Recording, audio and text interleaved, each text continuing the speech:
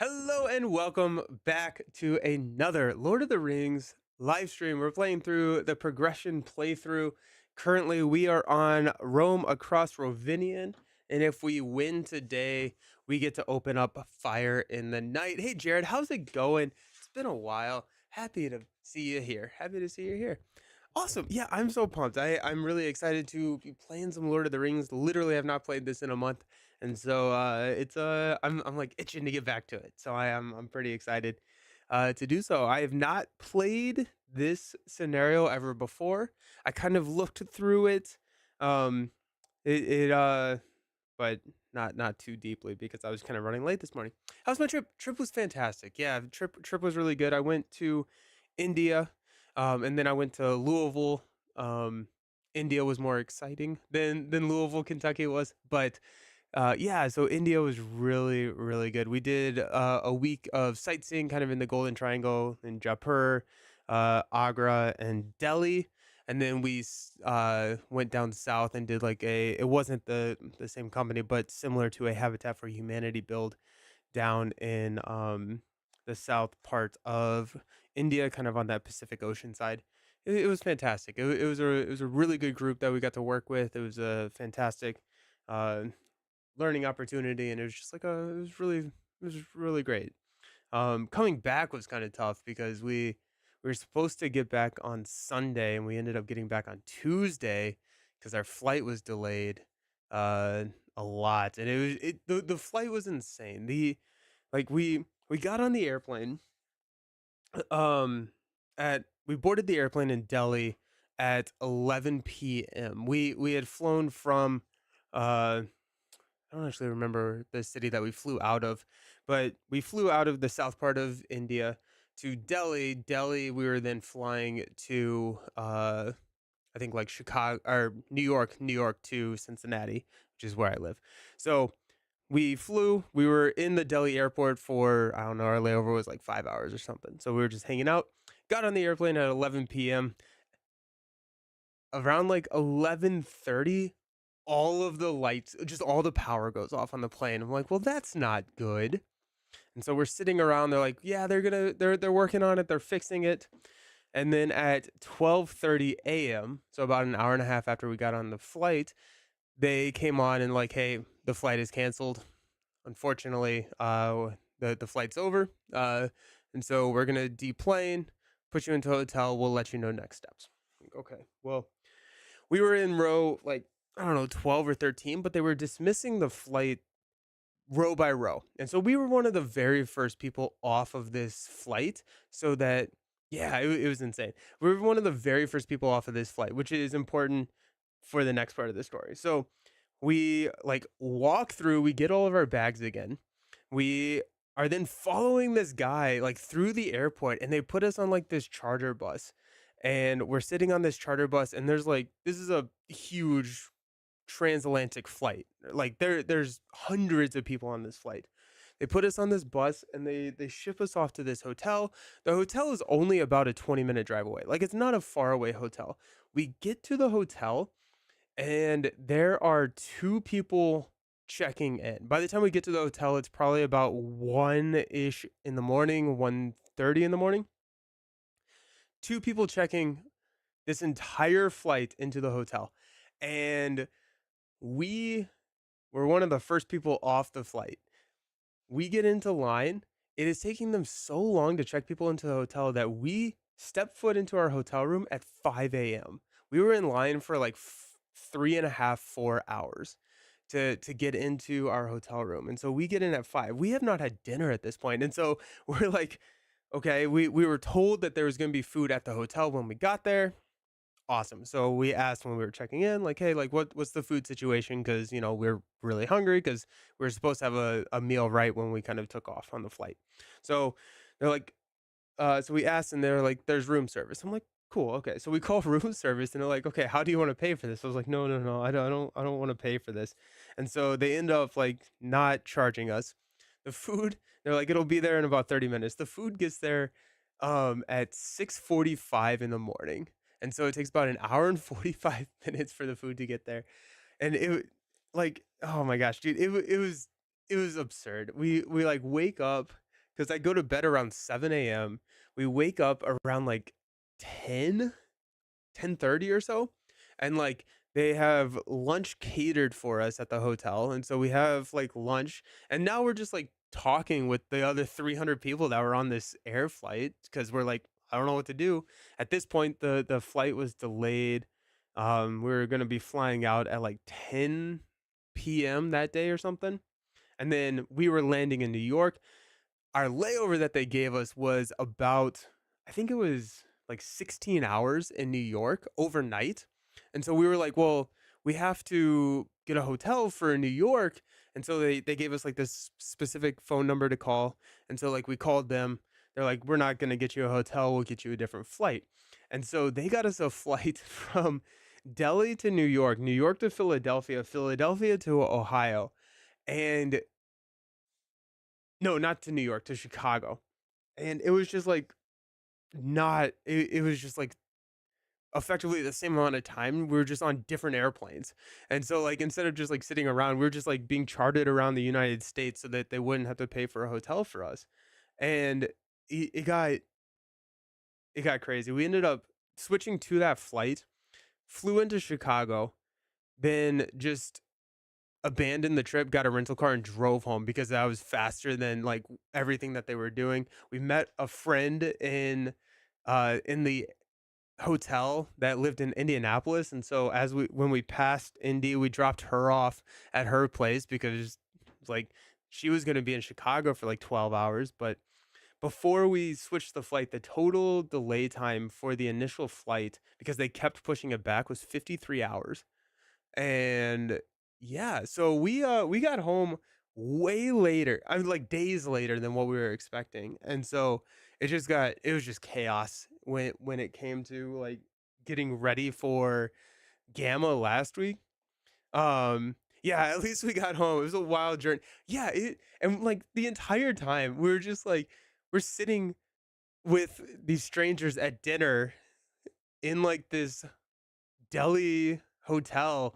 We're just like, this is surreal. Like this is just like one of those types of situations that we're gonna look back on it like, did that actually happen? And it's just like being in the it was just it was wild. Looking back on it, everything worked out. We got home, it's fine. But it like the um let's just say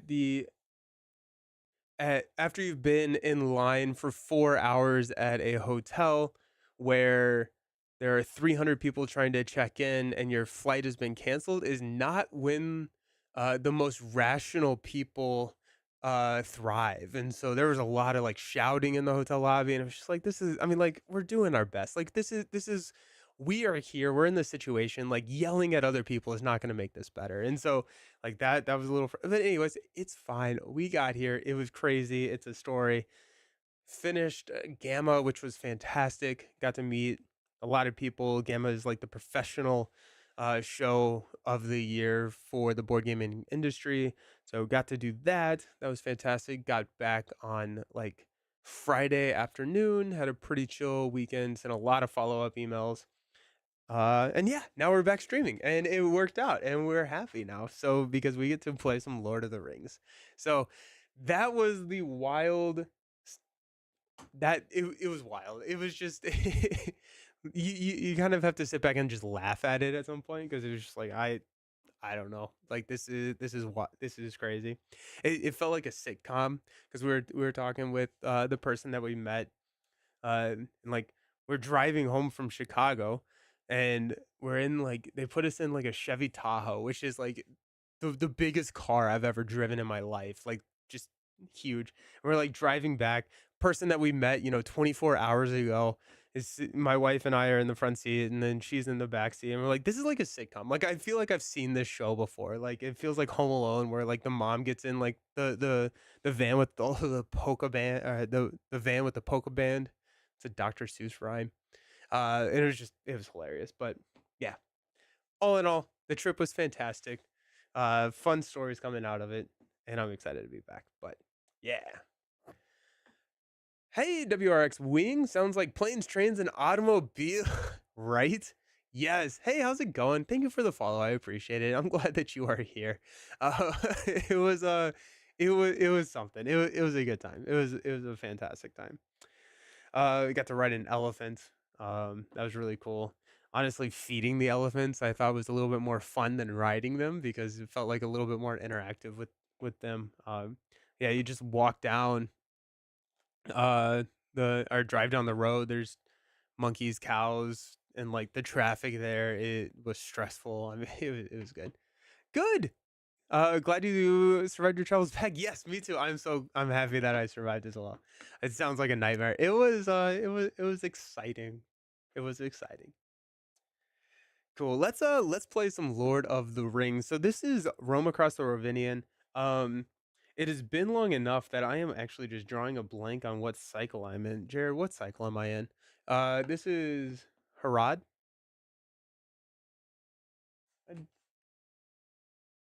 Arid Mithram. There we go. Okay. Anyways, we're in the Mithram cycle. Thank you, Jared. I appreciate it. I know I can count on you. Um, so we are playing through this. What I wanted to do is we got a hero. The other thing, I messed up my wrist. It's actually feeling way better today than it was yesterday. But I messed up my wrist. I'm having a really hard time holding and like moving stuff. And so I told people yesterday as I was streaming, I was like, if you start to see me just cry, just know that that's what it is and just ignore me. But we got Haldan recently. I think I would like to try and build a deck around Haldan, who's a 10 cost lore hero. He's statted at 2314, but while the location, active location, has an attachment, he does not exhaust a quest, so we can use him for his attack value. When the active location is explored, we get to draw a card for each attachment on it. And I want to try and use this to kind of build or like to kind of build that archetype where we're putting attachments onto locations and then benefiting off of exploring those locations. We start with the location in play, so I feel like it's a fairly decent uh, quest to try it, unless Jared just says no, this is not the one to try it. I think that would be kind of fun to do. Um, they've also like the printing of these cards. They used to be where you would flip that and they would be, the same way, but now they flip up, so it's messing with me. Um, this one is progress cannot be placed on locations from the staging area when the active location is explored. We're gonna advance to a random 2A, and then the 2A here is going to we're gonna basically need to find an objective, and then all of our friends are gonna turn on us kind of at the end of the game. And so I don't necessarily know if it's going to be a great quest um to like stall out using some side quest, but I do think that we can use some attachments on these active locations. So got Haldan. I'm kind of thinking that we want to go with kind of start looking at some of the attachments and then let the attachments dictate our hero pick, because I know that there are some attachments in the other aspects as well, but it's just something that I'm brand new to, and so I'm still kind of learning a lot of what that is. Probably pretty good here. There are a couple of points where you get locations, so you'll have targets for your attachments. Sick, nice, cool. Um, Ranger character, mid hero. The Woodsman's Clearing, attached to a location.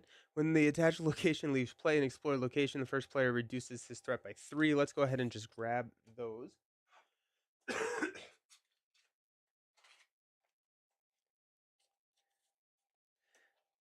Because not only are we getting that threat reduction, but we will be able to draw a card. So these zero cost cards can kind of cycle themselves, which is really nice.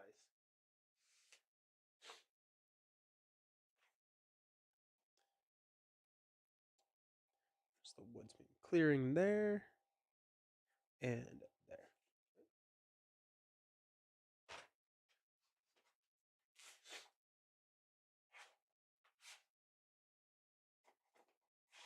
I think one of the things that I do need to be cognizant of is I feel like there's going to be a decent amount of combat in this quest where we've got. Oh, we may go. her face? Eowyn. Eowyn may be pretty decent here because these attachments or these objective allies are going to turn on us, and so there may be it may be worth running something with a high attack. The problem there may be defense, so we may have a little bit of an issue with some defense, but it's nothing allied chump blocking can't solve.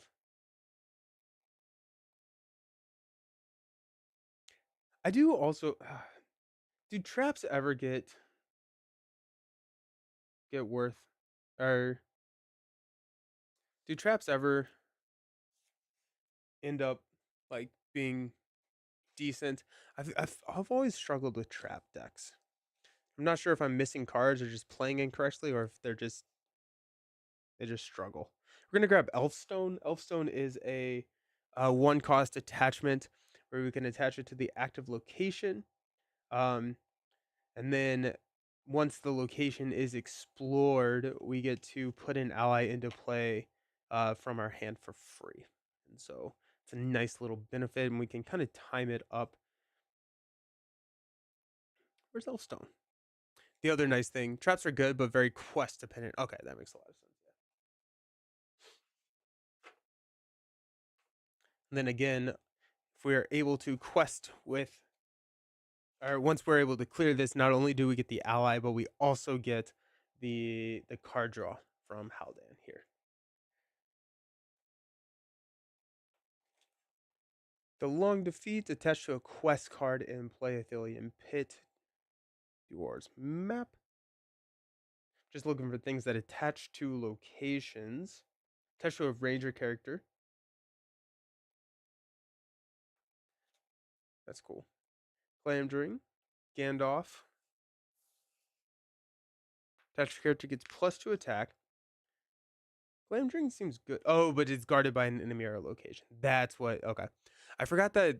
Yeah, it's all coming back to me now that I'm like remembering the cards that we had opened before the break. But like now we're getting a lot of these cards where when you play them, you have to they're either guarded by an enemy or a location. So they're cheap, incredibly good, but you have to like get through the enemy or get through the location. Remembering it now. Attached to a location with no progress, while the attached location is the active location, reduce its quest points by 1. I guess.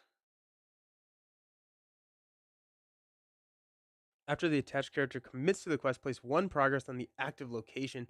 I do like Map of Ravinion. Um,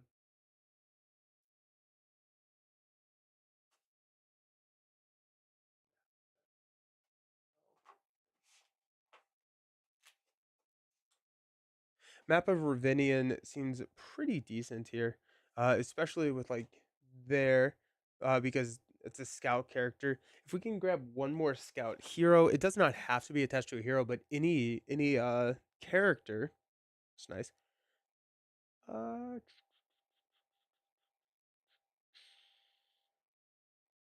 let's go Woodsman's Path. Let's go 2 of those. Mainly just to have more options for attachments. I feel like we should probably at this point grab the Ybor Hammersmith, which when they enter play, you can grab the topmost attachment from your discard pile, and so that's going to allow us to recur a lot of these uh, attachments that get discarded.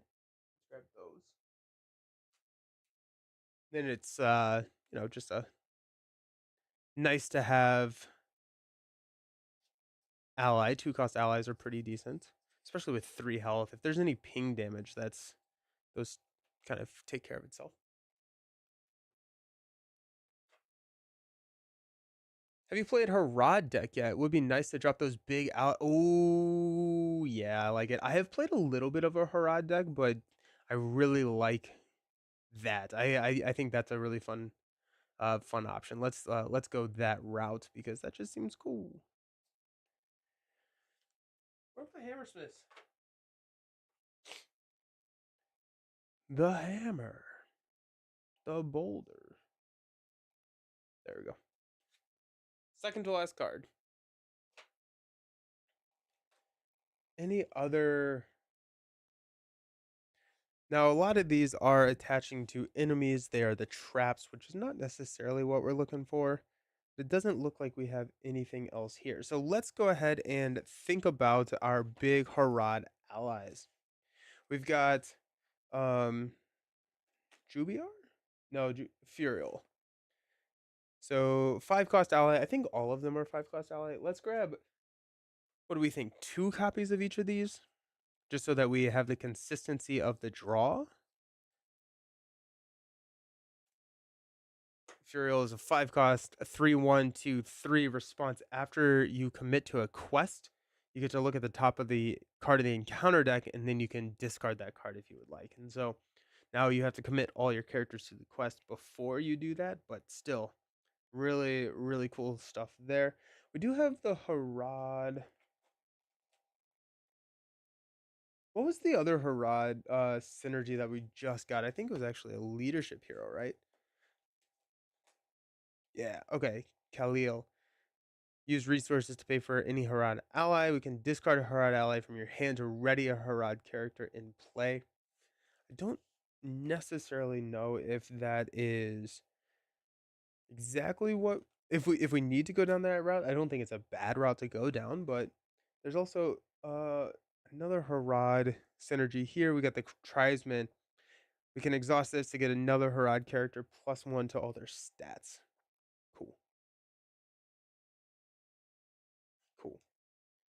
We also have Harad in blue. I think we will go with blue regardless. We got Ancient Matham in blue. Also, that's where a lot of our questers are to help clear uh all of the locations that we are going to be trying to get. So I think blue is a decent pairing to this kind of archetype.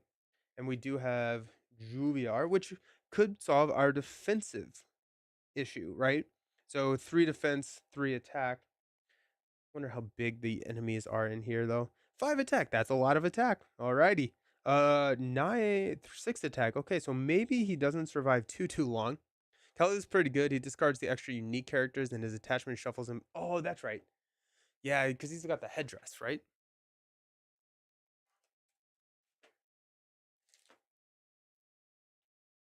Yeah. So the headdress. Each Harad character gets +1 willpower. That's insane. And then we can shuffle the topmost Harad ally in our discard pile back into your deck. I feel like that would be pretty good. And then we go Trisphere with lore, spirit, and tactics. No, not tactics, leadership. I like it. I like it. I like it. Let's grab Jubiar. I probably am not saying that correctly, but 2 copies of that. I think that's our only Harad in blue. With the tribesman, Jubiar can take those big hits. Oh, the tribesman, because yeah, you can give the bonus. Good call. Yeah. So let's absolutely go that route then. Um okay. So if we're going that route, let's go ahead and grab Khalil. So there is 20, and let's go ahead and grab the headdress.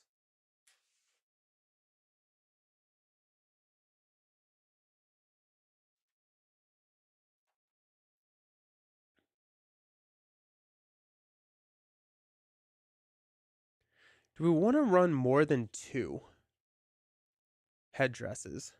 Headdress I. Uh just consistency. Fe- I feel like if we have another Harad hero, potentially yes, so we get a little bit more of that benefit right off the bat. But I'm not. I think 2 is okay as long as our blue hero is not Harad. So let's go ahead and while we're here, let's just grab the tribesmen. I'm just looking for more Harad stuff, just so I don't miss it. It's a lot of Dale. The tribesmen here. Okay.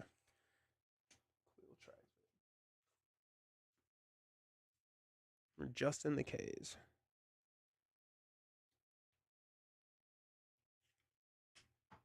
Cool. Okay. Only 1 Harad. Okay, nice. So I think we'll stick with 2 headdresses. And then let's look at blue. Let's look at our attachments first, just because that's kind of where I want to lean. And then if we can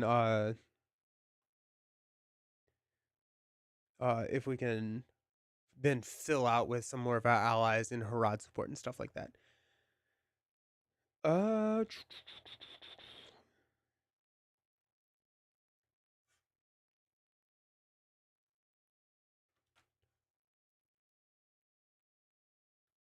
We could go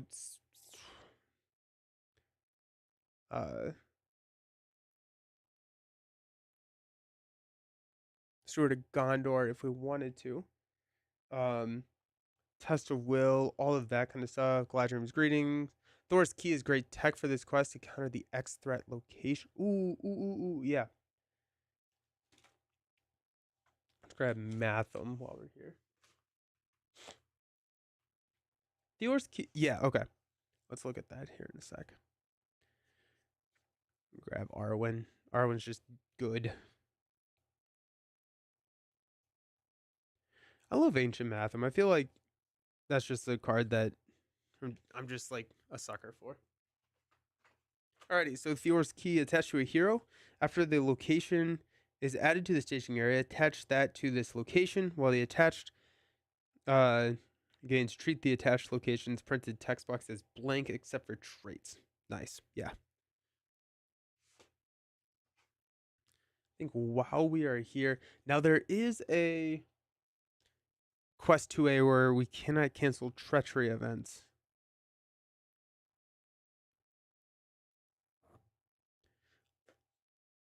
Also, there's a location attachment in purple that you got a few cycles ago. Ranger Provisions, probably good since you have leadership. Oh, sick. Okay, sick. Nice. I think we will probably grab Tessa Will there, but I was looking for Thor's Key. Let's grab 2 copies of that. Perfect.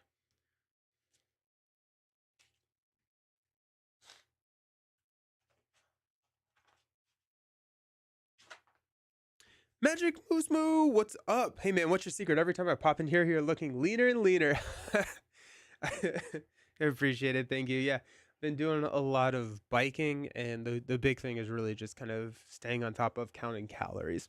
Although my father-in-law got us Rolos, a pack of Rolos for Christmas, and I broke into those, and that's been dangerous. Happy to see you, man. Happy to see you, Magic Moose. How you doing? Yeah. Alrighty. Any other attachments for locations here? I'm not remembering any. Gotta get on my level. Alrighty, let's look at leadership and see if we can find the attachments there.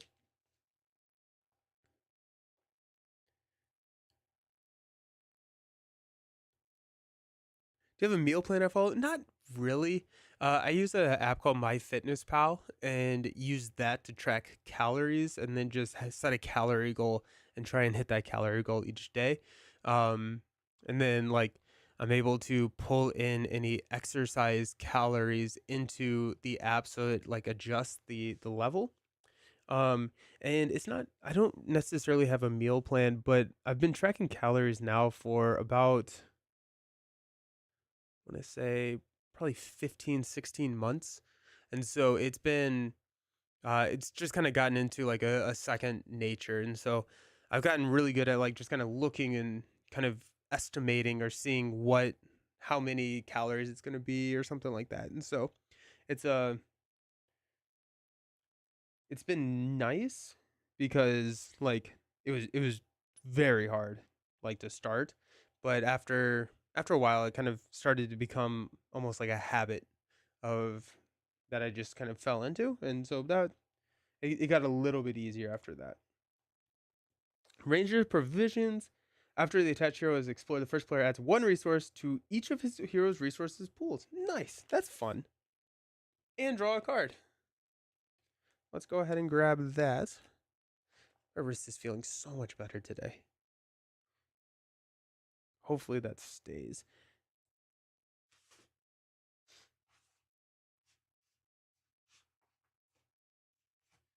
Because I don't want to go pay somebody to help me fix it. Is that bad?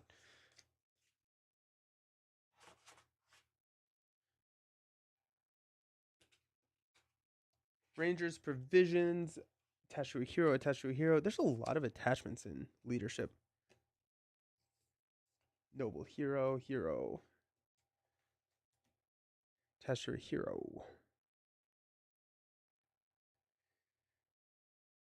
Dalar warrior.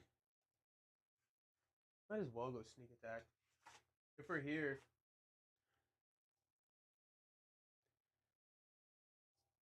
Can I get it? I'm gonna try and avoid using Steward of Gondor. Let's avoid that. Go Glorfindel.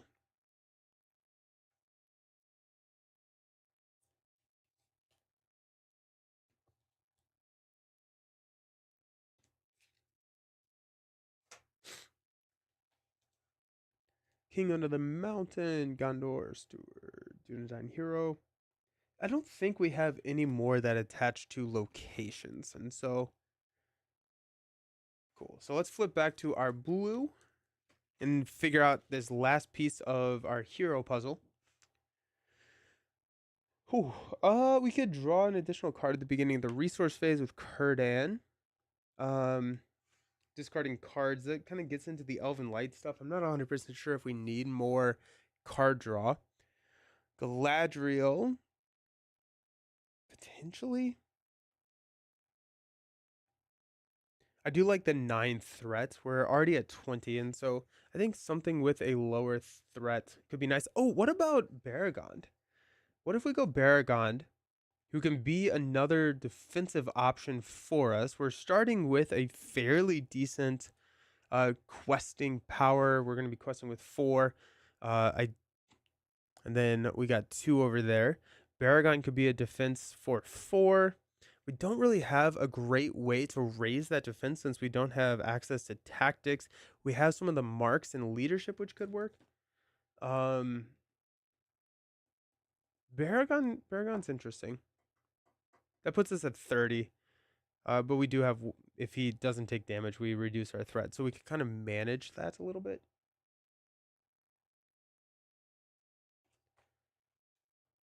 We could go Frodo. I mean, Frodo just kind of solves the defense issue as well, because Frodo just is immortal. Halberg a male in leadership. Yes. Let's try that. Okay, yeah, I like that. Let's go Baragond. And then we got the Halberg a male, which is that the one where it's like yeah, okay. Attached to a Dalar warrior, they get +1 hit points and +1 defense. Yes, thank you. And then the Raiment of War, probably not as good because this is not a restricted, so we actually could go Raiment of War as well, which is a 2 cost attachment, right? Is it only 1 cost?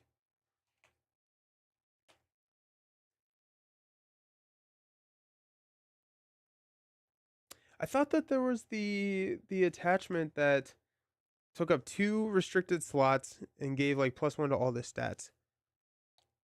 Raiment of Wars and Tactics. That's why I can't find it over here in my leadership stack. Okay, cool. Feels like a very tactics card, doesn't it? Okay.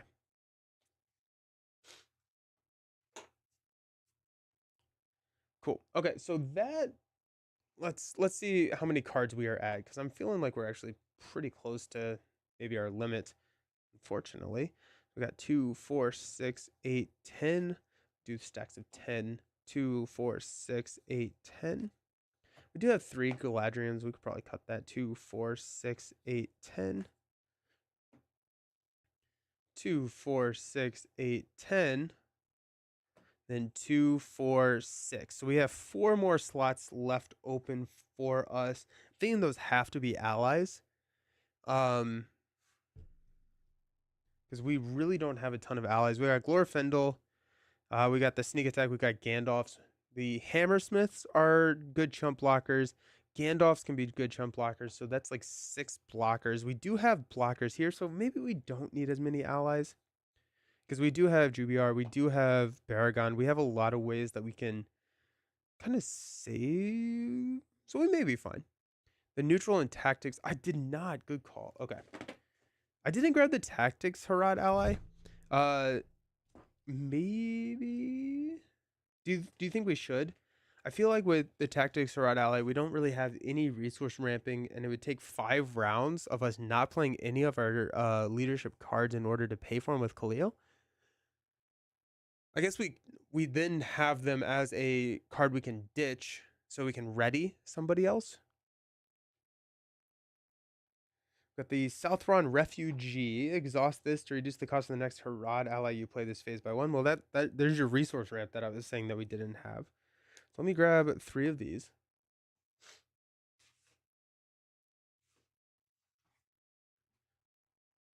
Yeah, good call. You're a step ahead of me. I love it.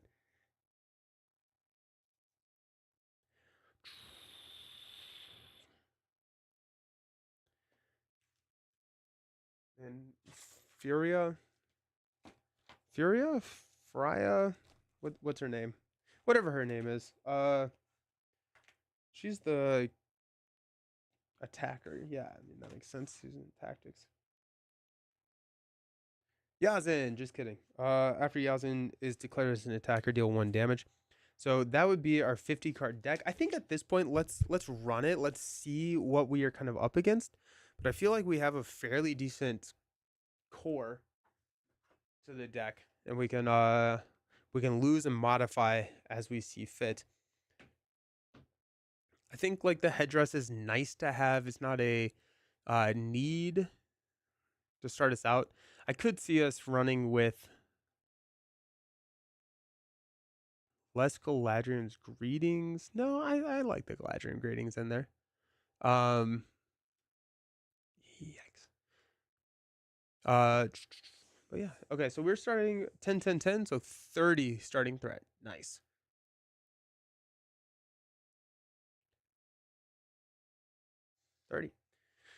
We have Khalil, who is a 2/2/2/4. You can use resources from their resource pool to pay for any Harad ally. We can discard a Harad ally from our hand to ready a Harad character in play. And once we have the headdress on him, we can start shuffling those cards back in. We have Baragon, who is a Sentinel. He's a 10 cost 0/1/4/4. After he defends against an attack and takes no damage, we get to reduce the defending player's threat by 1. And then we have Haldan, who is a 10 cost 2/3/1/4. While there is an active location that has an attachment on it, he does not exhaust the quest. And then when the active location is explored, draw 1 card for each attachment on it. So there's a lot of card draw going on. We have a lot of attachments in the deck. So hopefully we'll be able to exploit that. I think honestly, like I think an Ancient Matham turn 1 would be really good. We're gonna start the game with a location in play. Lorien Guides could also be a nice thing to pop into this deck. Lorien Guides, whenever they commit to the quest, they get to place a progress on the active location. So that could be nice, especially if we do find ourselves falling behind in the questing race. But I don't necessarily know if that's going to be super needed. Especially once we have our headdress out, once we have whatever the Harad ally out the quest for 3. So we have some options there. We do our player setup first. We're gonna get 6 cards. We can mulligan if we would like. Let's see what we got. First up, we got the Halberg Mail, Hammersmith, Woodsman Clearing, Woodsman's Path, Sneak Attack, and a Ranger's Provisions. Honestly, I like this starting hand because not only are we we can reduce our threat by 3, we can resource ramp here, and we can reduce our quest point values, then draw 3 cards. So like That's pretty nice. If Gladrim's grading ends up being too expensive, this pack gives South away as a new threat reduction option with your hero lineup. Oh, okay. Sweet. I like it. And then we have a Hammersmith to pull it back. We have Halberg Mail to drop onto our Baragond. I kind of like it. There's no like answers directly to any problems that are going to be presented, but we have a lot of ramp and a lot of like draw that's going to help us with finding the answers. So I kind of like it. I mean, like we're looking at a lot here. So I think we're going to do that. We're going to keep this. All right. We got the Goblin's Task. The Goblin Dog has agreed to show you a secret entrance to Mount Gunabad, but only if you help him recover some of the things that he lost in Rovinian. The first player takes control of this guy, Ally Side Face Up. He has a 2-3-2-5 stat line. He's immune to player card effects, and while he's free of encounters, the first player gains control of him. So currently we are controlling him, and then if he is destroyed, we lose the game. And we typically try and avoid that. Okay. The mass shuffle is messing with my wrist, so we're gonna transition to this. Set each other objective and objective ally aside out of play. Those are over there. Shuffling encounter deck. That's what we're doing right now. And discard cards until X locations, where X is the number of players. Add each discarded location to the staging area. Alrighty, so we're going to get a location for just one player. So we're just going to get a location. There we go. The Deed Ravine. Put this here. This is while it is in the staging area, no more than one progress can be placed on locations in the staging area each round. As a travel, we have to the first player must either exhaust Erdag or raise each player's threat by 2 to travel here. Okay, that's not too bad. It's only a 2-3. Honestly, that's not bad at all. Hey, Nor, how's it going? Welcome. First time making it into a stream. Do you have a stream schedule? If so, when do you stream Champions? Hey, yeah, so I post my stream schedule typically on Sundays on my YouTube community page. Normally I stream Champions on Monday, but this week, since we are getting the Agents of S.H.I.E.L.D. pack on Friday, I'm actually streaming on Friday, 10 a.m. Eastern time. I will know probably by Thursday afternoon if I'm going to be able to get that product before that time. If not, I will update on the community page and push it back a couple hours before so I can have the product. So normally it's Mondays. This week it's Friday. We're playing Lord of the Rings. Let's go. All right, we get to draw a card. Hey, it's the headdress. Let's go. Pass out some money.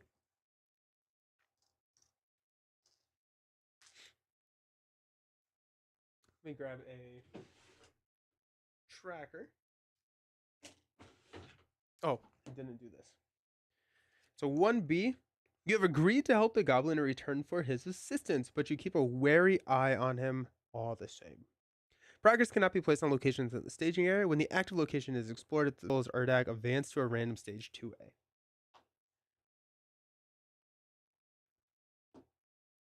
There we go.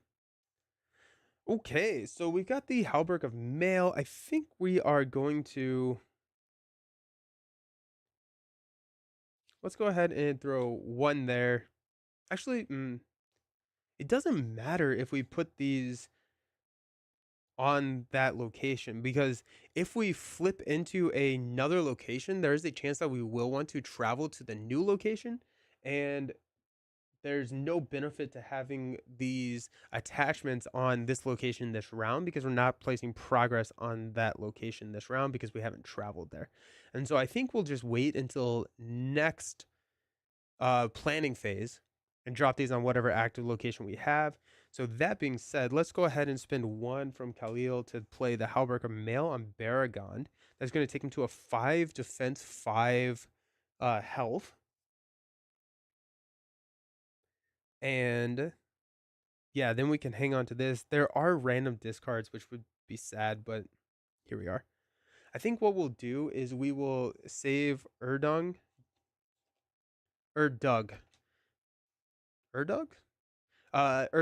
to exhaust so we can travel here.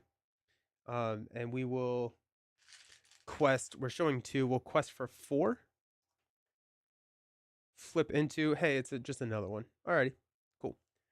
So we're showing 4. We quested for 4. Threat does not go up. We'll go ahead and travel here. In order to travel here, we have to exhaust Urdug. Then at the end of the round, we will increase our threat. We will stand up.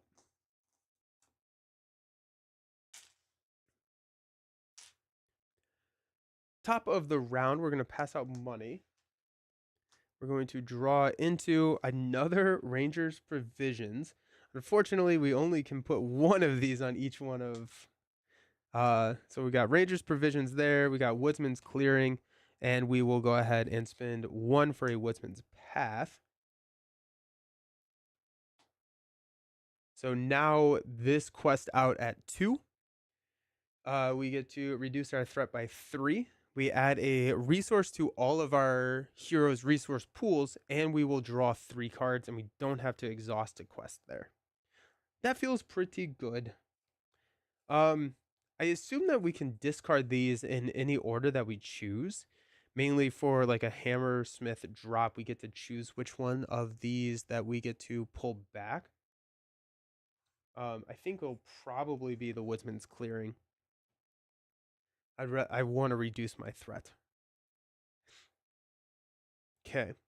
We could drop the headdress onto Khalil now. That gives him a +1 willpower. I don't know if we need that. I think I'd rather hang on to the cards and see what comes. See if we need the resources for something else. Okay. So here we are. We may want to keep Urdug to exhaust so that we can travel to that next location. Let's go ahead and quest. We got 2, 4. We're showing 2. Let's go ahead and quest here for 6. So we're questing for 6, showing 2. We need to quest for place 2 progress here. That will push us to the next stage. That's fine.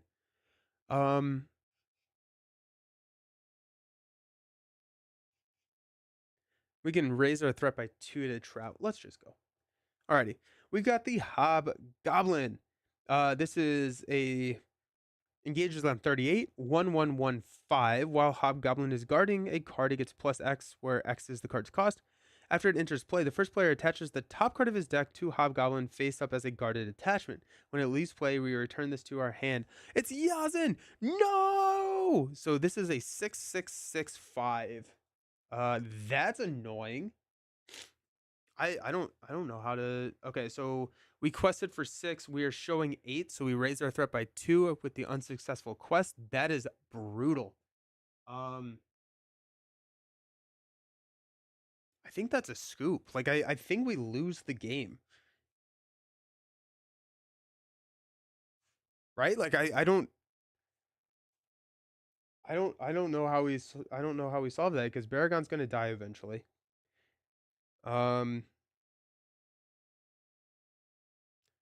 Yeah, that was not great. That's bad.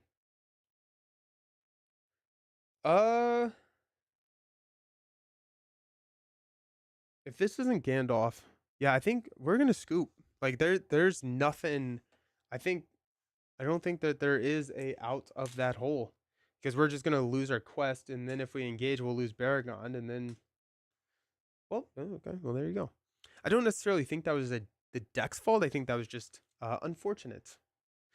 I feel like once we were set up a little bit more, we would have been fine dealing with that. But here we are.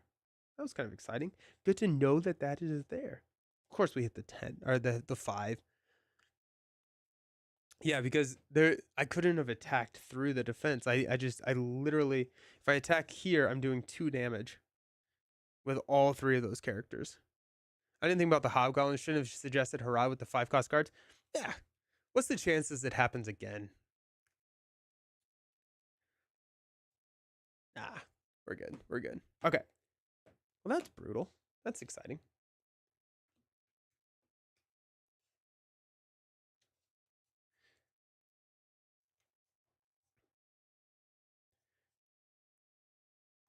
trying to think of how I would have played through that. I think you would have to engage that round, or else you would just completely lose um all of um the quest, and you would thread out very quickly. So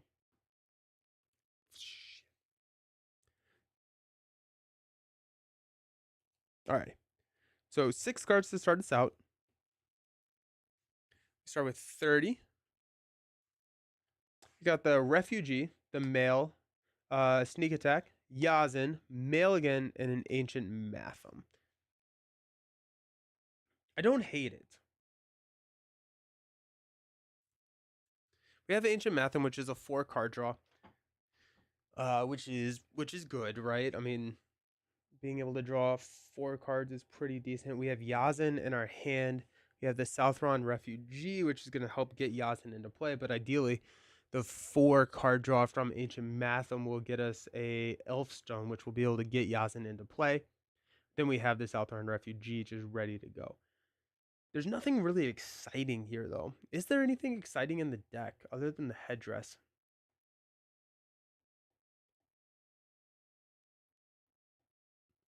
You probably need to hold back. Yeah. Yeah. Yeah. We would have to go here and then whatever allies we could add into the damage, because this just gets to defense. The other option would be is if we drew into a Gandalf, we could use Gandalf to apply 4, and then we could attack with like Baragond and these and do that last damage. But it was, yeah. That's what I was saying. Like, if the top card of the deck was a Gandalf, I think we probably could have figured it out, but I don't see us surviving too many more.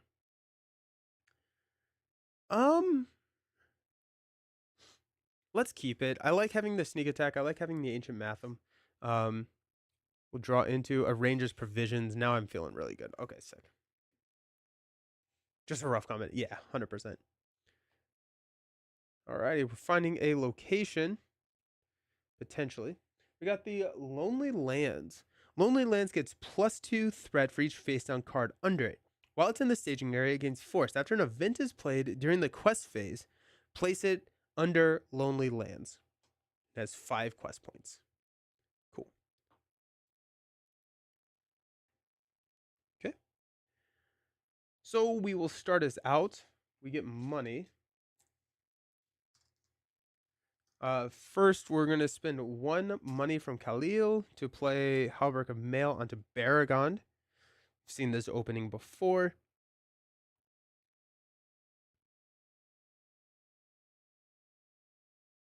Yeah, I think we're going to go ahead and spend 2 to play the Southron Refugee. Just get that onto the table. We have the option. We can, it's a resource generator now, but also it's a panic button that we can hit. Because next turn we're going to have enough for Ranger's Provisions and Ancient Matham. I'm feeling pretty good about that option. We're showing 2. Let's go ahead and quest for 2, 4. I'm okay questing for 4.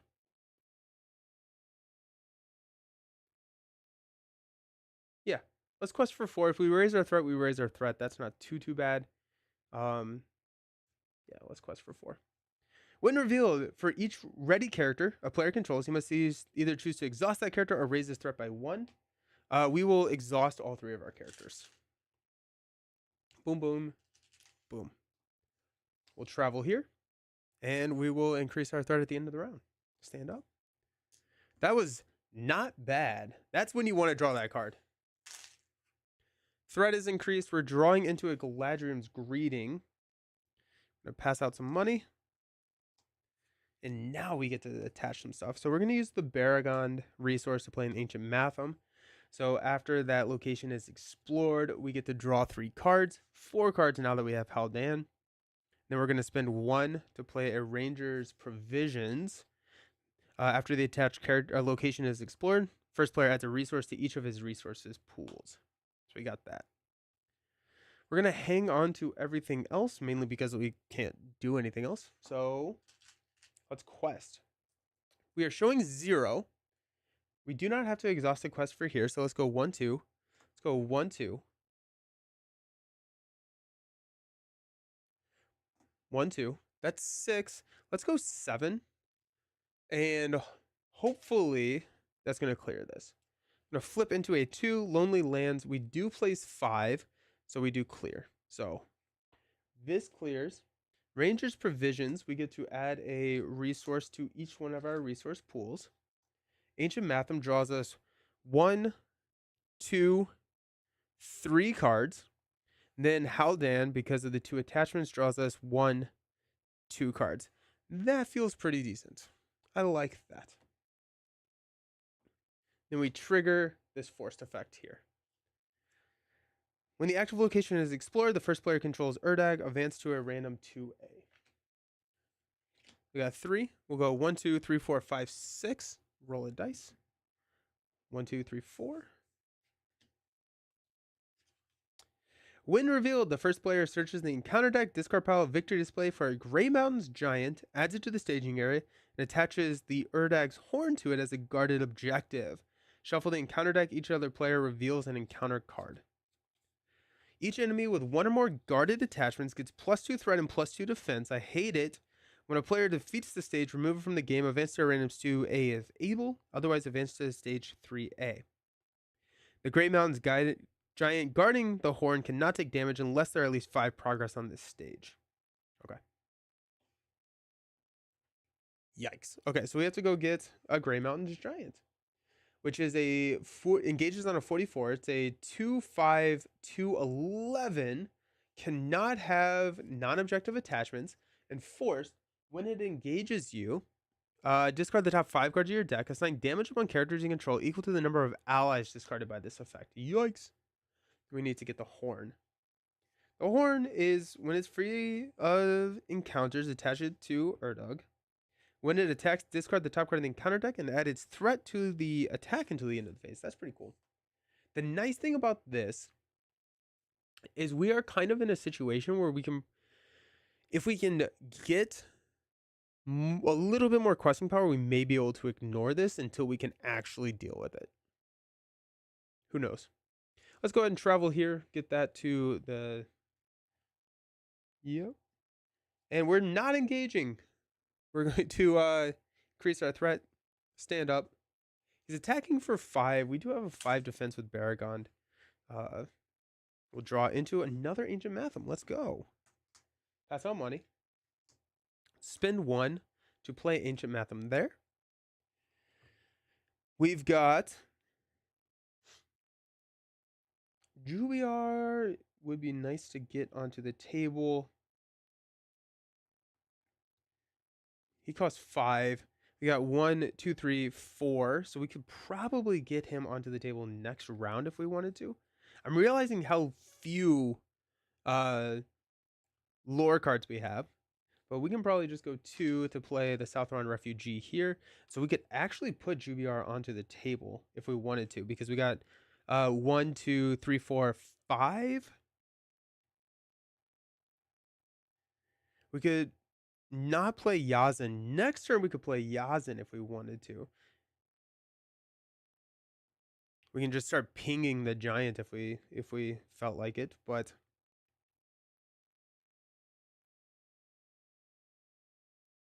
I feel like we don't need Jubiar on the table at this second. And so I think I'd rather probably try and hang on to our resources, hang on to the flexibility of 4 more cards and see what that brings. The other option is we could sneak attack Gandalf, play Gandalf, and that would do 8 damage of the 11 here. So we could really kind of clear off that. Yazan, I think I would actually prefer to get Yazan into play than Jubiar, or at least Yazan first, because I think I need a little bit more attack than I do need defense, because we got Baragon right now. Okay. So Yazan we can get into play next turn with our refugees. So we don't need... Okay, yeah, let's just do this. Let's go ahead and reduce this down to 0. Let's go ahead and quest for 2. 2, we don't have to exhaust. 1, 2. So that's questing for 6. We are showing 4.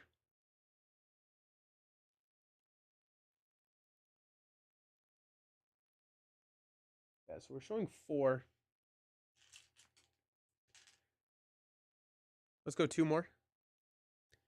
That's going to be 8.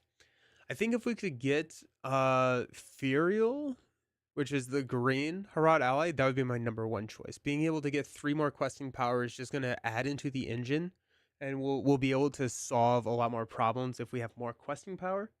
But now that we have 2 of these out, we're able to play most of them fairly quickly.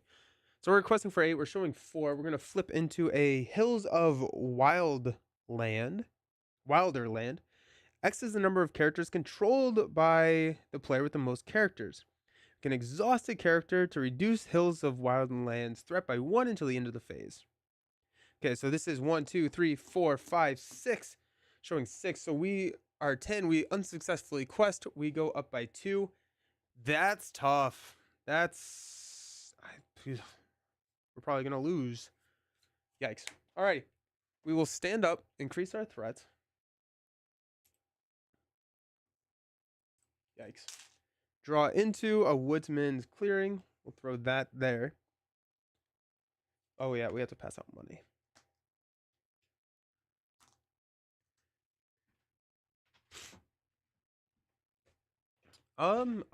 Yeah, that's a lot. Okay. So I definitely don't want to put Jubiar out because Jubiar is not going to be worth that. You could have exhausted your 2 characters to lower the threat and not raise your threat.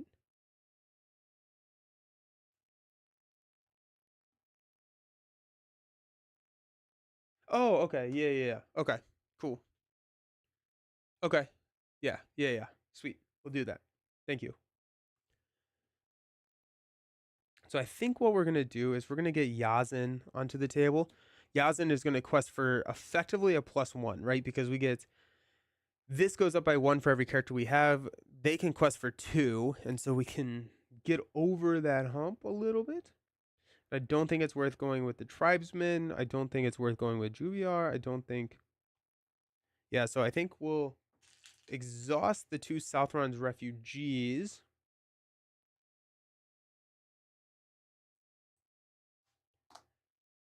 We'll spend 3 here to play Yazin. So now this is at a 7. 3, 6, 7. Yep. I'll put that dice there to help me remember that. Yikes.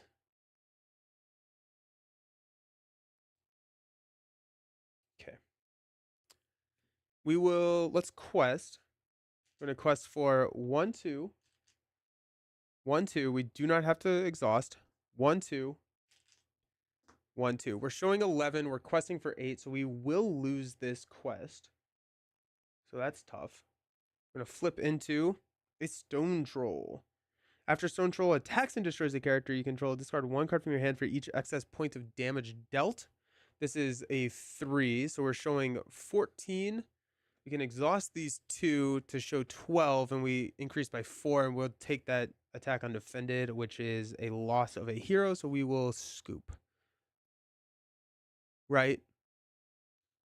Yeah.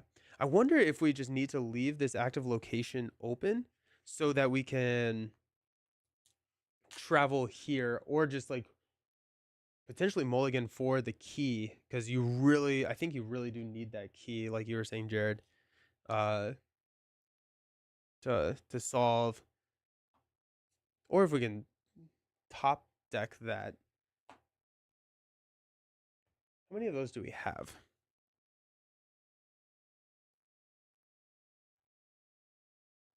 There are 2 of them. Okay. So 2 of those in the deck. That's tough. That's a really... I think at that point you need the headdress. Now that I'm saying it out loud, or now that I'm seeing that, because that allows you to be +4 on the quest points, which we wouldn't have quested successfully, but we would not have lost if we had the headdress. I don't know. It's, yeah. I'm I'm wondering if the Southron refugees are not the play with that threat in mind, right? If you have the refugees out, they are. But then we're kind of.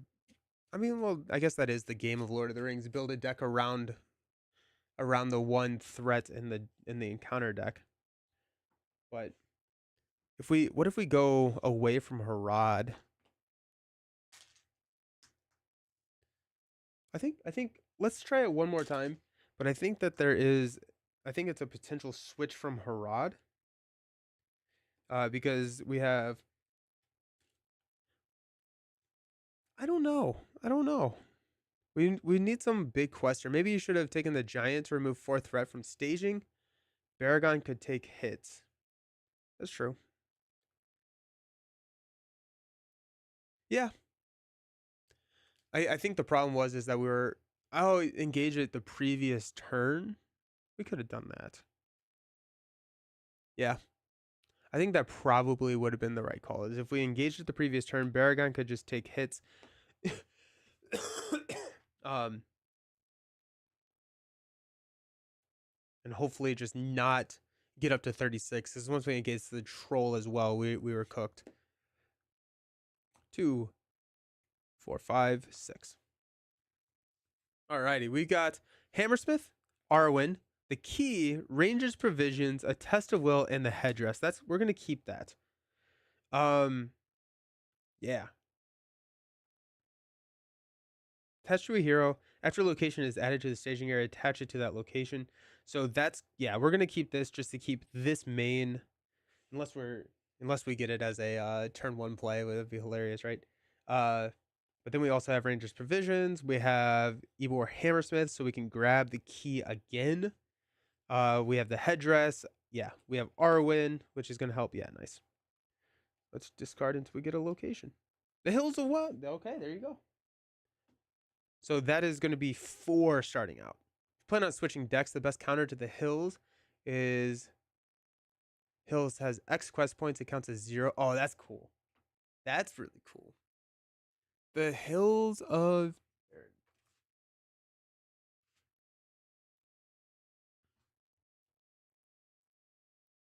I have to remind myself what it is.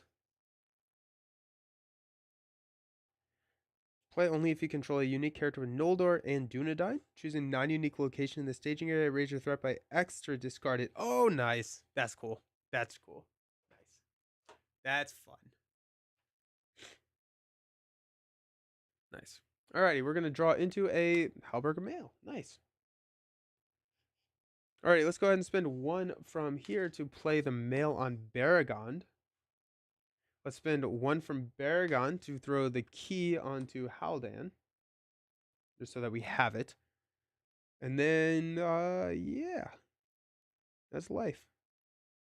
I think I'd rather have the key ready for a second copy of Wilderlands rather than a Test of Will being able to be played. Cool. Righty. So we are showing 4. Let's go ahead and quest for 2, 4, 6. Flip into a Lonely Lands. It gets +2 threat for each face-down card under it.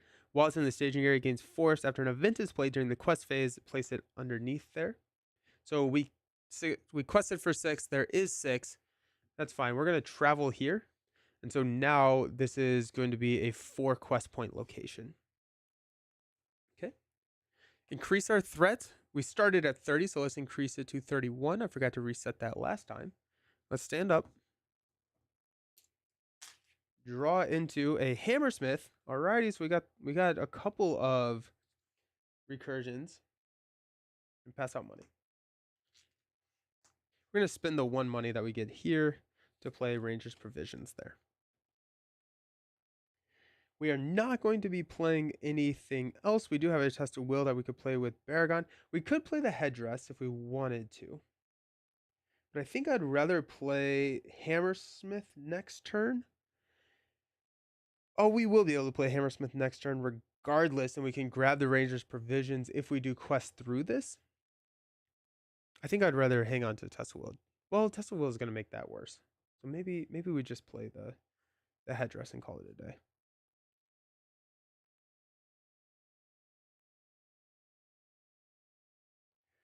+1.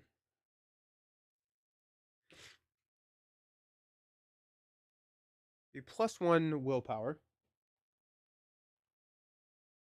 Play the headdress. We'll be able to play Arwen next turn as well as the hammers. Let's just do it. Let's go 3 to play the headdress. There. So each Harad character gets +1 willpower. So we got +1 here. We are showing 2. That's a 4 quest. So let's go ahead and quest Haldan for 2. 1, 2. 1, 2. We got 1, 2, 3. So that's 7, showing 2. We're going to flip into another Lonely Lands. So that's showing 4. We'll place 3 progress here. Okay.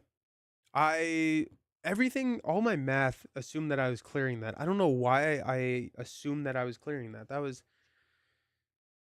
fine. Whatever. All right, let's stand up. Increase our threat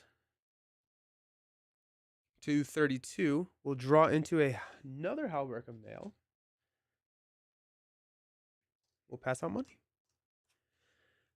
We don't have any money, or we don't have anything that we're going to be playing this round. I think next round, if we do quest through this, we'll Hammersmith to get that back and then attach it to whatever. And then also next round, we can play Arwen, which is going to be nice. But as we're here just waiting, let's go. We don't have to exhaust here. So 2, 5, 7, showing 4. Come on, no whammies. For each ready character, choose to either exhaust that character or raise our threat by 1. We'll go ahead and exhaust both of these characters. Then we quested for 7. We're showing 4. We'll place 3, which clears here. So that is done. We get a money in each one of our resource pools. We get to draw a card from Haldan, which is an Ancient Matham. Nice. And then we are going to progress to a random 2A. We'll go 1, 2, 3, 4, 5, 6. So find Durin's Key. First player searches the encounter deck, discard pile, and victory display for a Deep Ravine and add it to the staging area.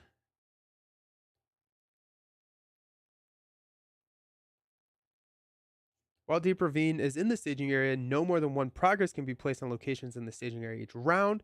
We must either exhaust Urdug or raise each player's threat by 2 to travel here. Okay. Set Durin's Key to it as a guarded objective.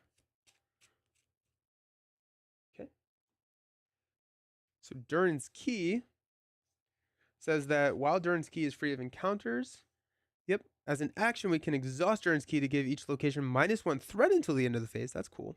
Beginning of the quest phase, the player who controls Durin's Key looks at the top 3 cards in the encounter deck, chooses 1 to reveal, and discards the rest. That's annoying. Oof. Alrighty. So 2B. Each encounter card guarding a card is immune to player card effects. When 8 players defeat the stage, remove it from the game, the players cannot travel to Deep Ravine unless there's 5 progress. Alrighty, cool. I don't know how quickly I want to get Durin's Key. That seems kind of scary. This is the worst objective to get first? Of course it is. Of course it is.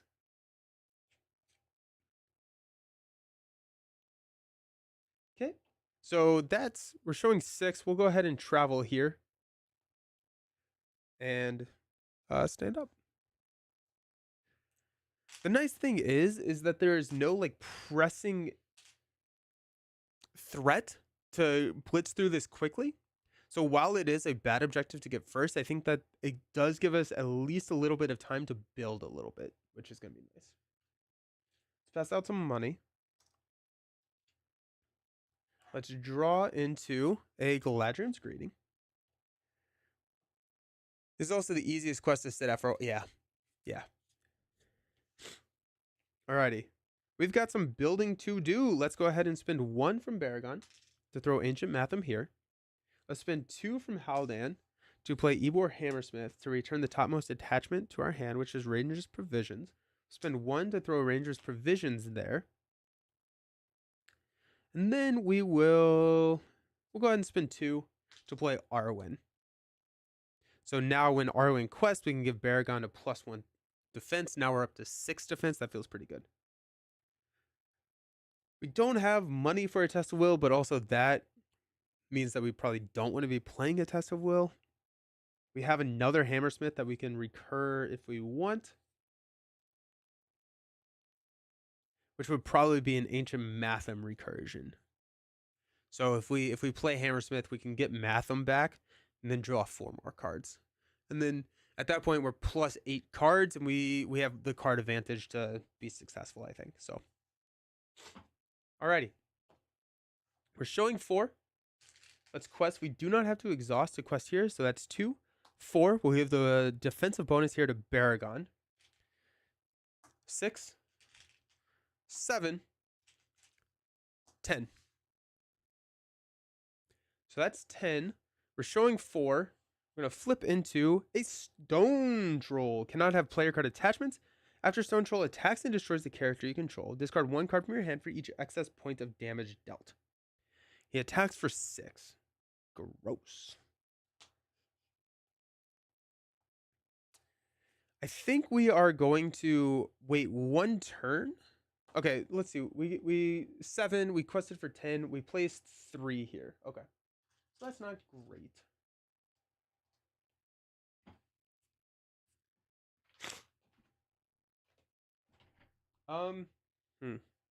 We could engage just to get the 3 out of there.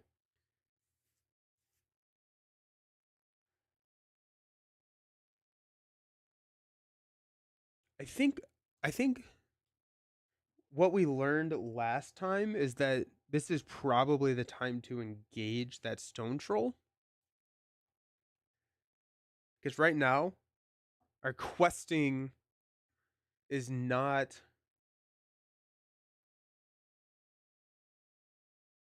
Yeah, let's engage the Stone Troll. We're not going to be able to do any damage to it.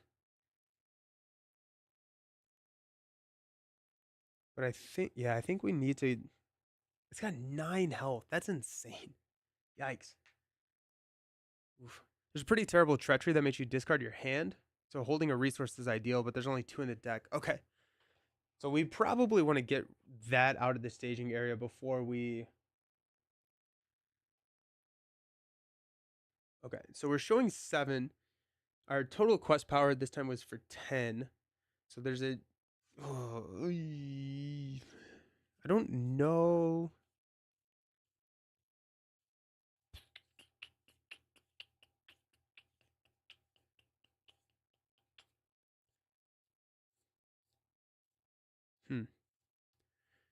Do we engage it now and just start taking the hits? I think we do. I think we engage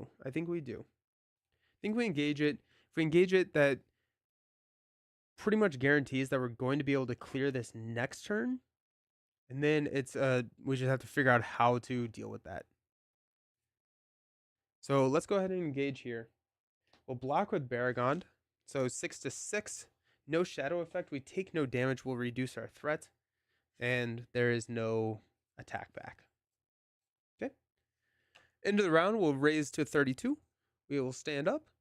But not having the Stone Troll in the staging area is very nice. So let's draw into another key. So cool. Alrighty. And let's pass out some money. So we'll hang on to this resource now so that we have a Test of Will so we don't ditch our hand. We have a Halberg of Mail, which we're not going to be using. Got a Test of Will. Alrighty, so let's just quest. We've got 2 here. We don't have to exhaust. We got 2 here. Baragon gets a defensive boost. So that's 4, 6, 9.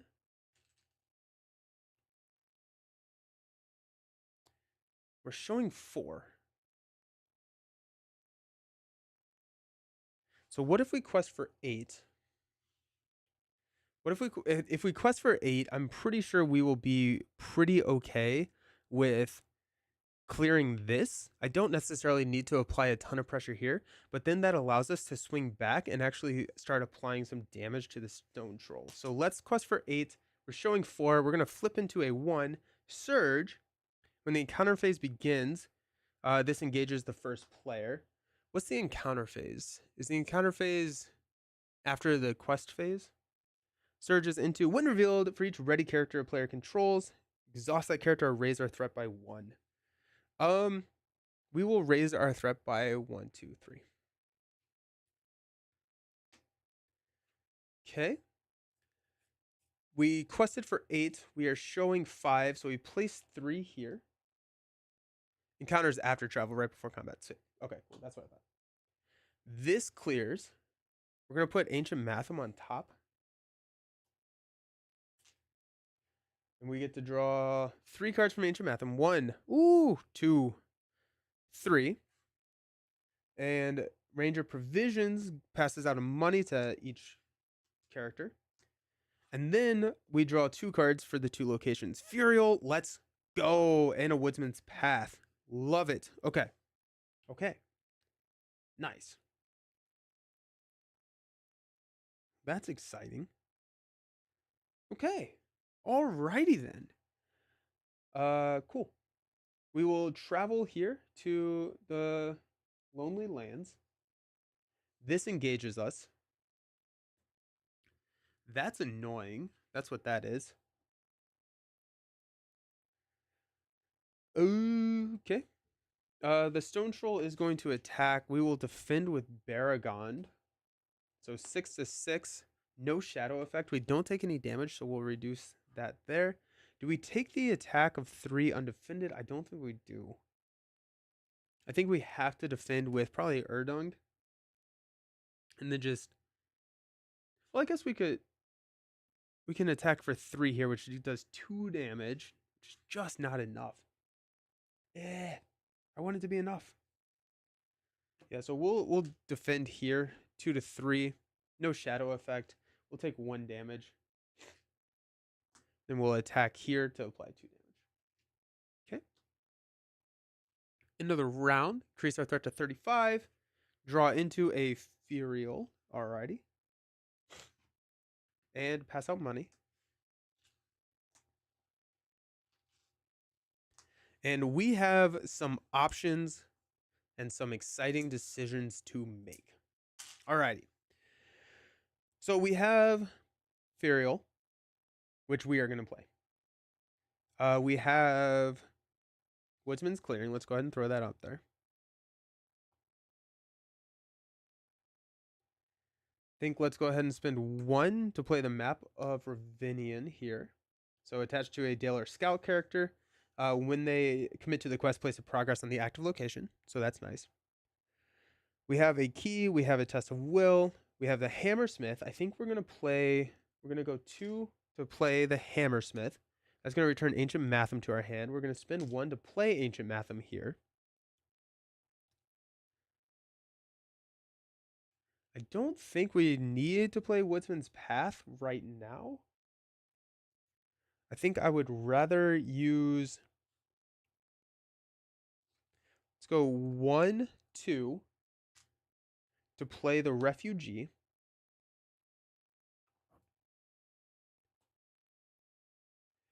And we will...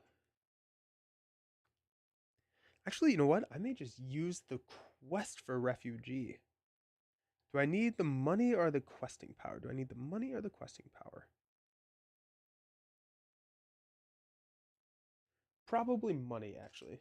So I'm going to go 1, 2, 3, 4, 5. And that's going to play Furial. So after we commit to the quest, look at the top card of the encounter deck. You can discard that card. So this is a +4 for our questing power, which is pretty sick. Okay. We do have a money for a Test of Will if we need it. There's not really a penalty for playing it at this point. And we could... No, we can't throw the Woodsman's Path. Okay. Nice. I think we'll probably use a Hammersmith to chump block the Hunting Eagle. We can toss Furial from our hand to ready Furial if we need to. I don't want to, but that is an option. We just need an attack of 2 to take out the Eagle. So let's see what the travel phase brings us, because we're going to make our decisions. We don't have to make a ton of decisions right now. So let's go 1, 2, 3, 4. We're only showing 2. So 1, 2. When we commit to the quest, we're going to place 1. So total we need to quest for is 6 plus whatever we flip out. So right now we're questing for 6. We will definitely quest with Arwen, which is going to be a +2, and give Baragon a +1 defense boost. That's going to put us at 8. And I think we probably end there, because now Khalil can attack and take out the Hunting Eagle. Baragon can block here. One of these Hammersmiths is blocking here, and then we can attack for 3, 6, 7, which will do 4 damage there. We could toss Furial to do 8, which would do 5 damage. And then if we could draw into a Gandalf, we would be perfect. Hey, Canadian Mustache, how's it going? But that is a decision that we can make later. Basically, we're questing for 8. We're showing 2. We should be okay-ish. We're gonna flip into Weighed Down. Attach to the hero with the most attachments without Weighed Down. Then exhaust counts as a conditioned attachment. After they ready, choose and discard an attachment from it. I hate it. We have another key.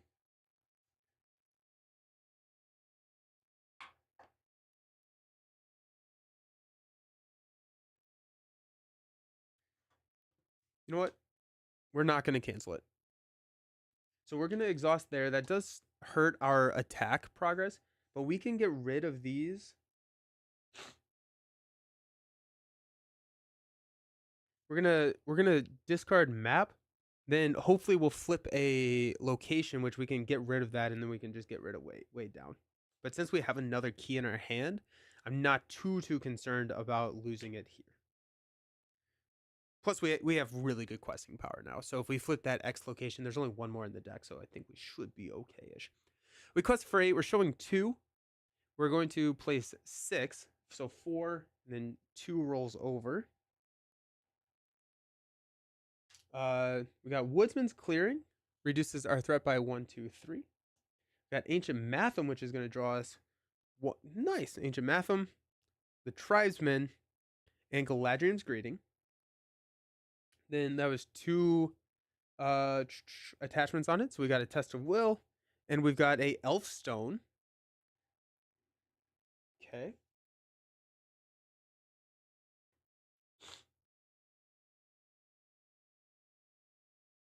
Okay. Then that clears.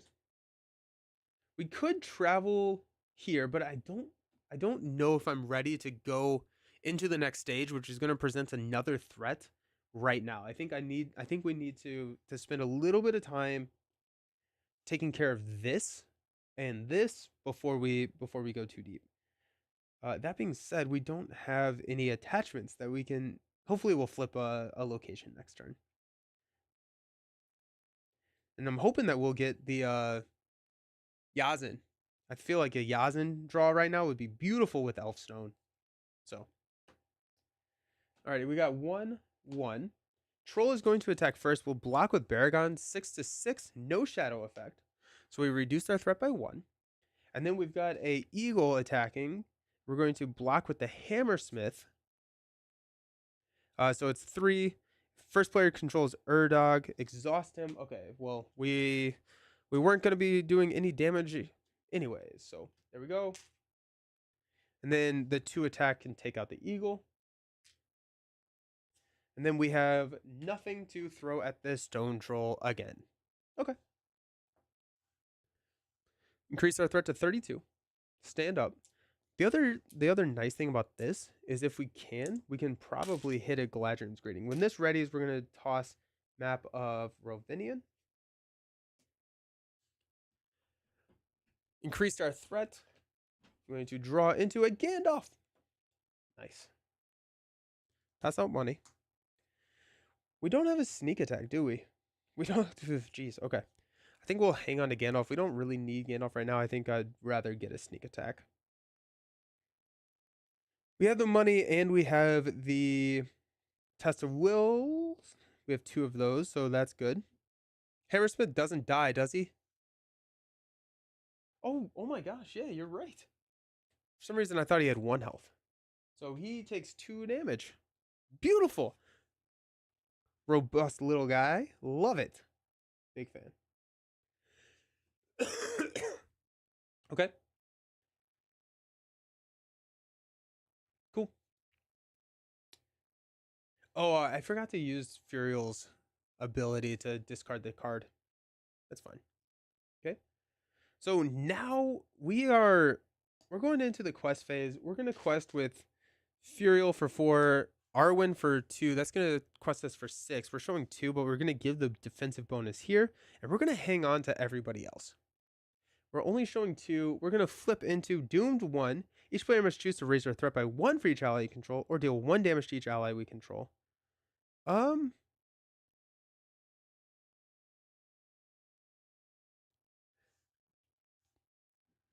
go ahead and apply that Doomed. Is that worth canceling? I don't think so. I think we deal damage. So we go 1, 2. We're only losing 1 ally. And our defensive like strategy is not chump blocking. So I don't think we really care too much about that. Cool. Alrighty, we're gonna defend the Stone Trolls attack with Baragon 6/6. Attacking enemy gets +1, so we're gonna take 1 damage, meaning that we do not get to reduce our threat. But now we're gonna swing back. We're gonna go 3, 4, 5, 8, 10. We could go up to 11, which would apply 8 damage. So we'll just go 10. That's going to be 7 damage. If we get to ready Furiel and attack...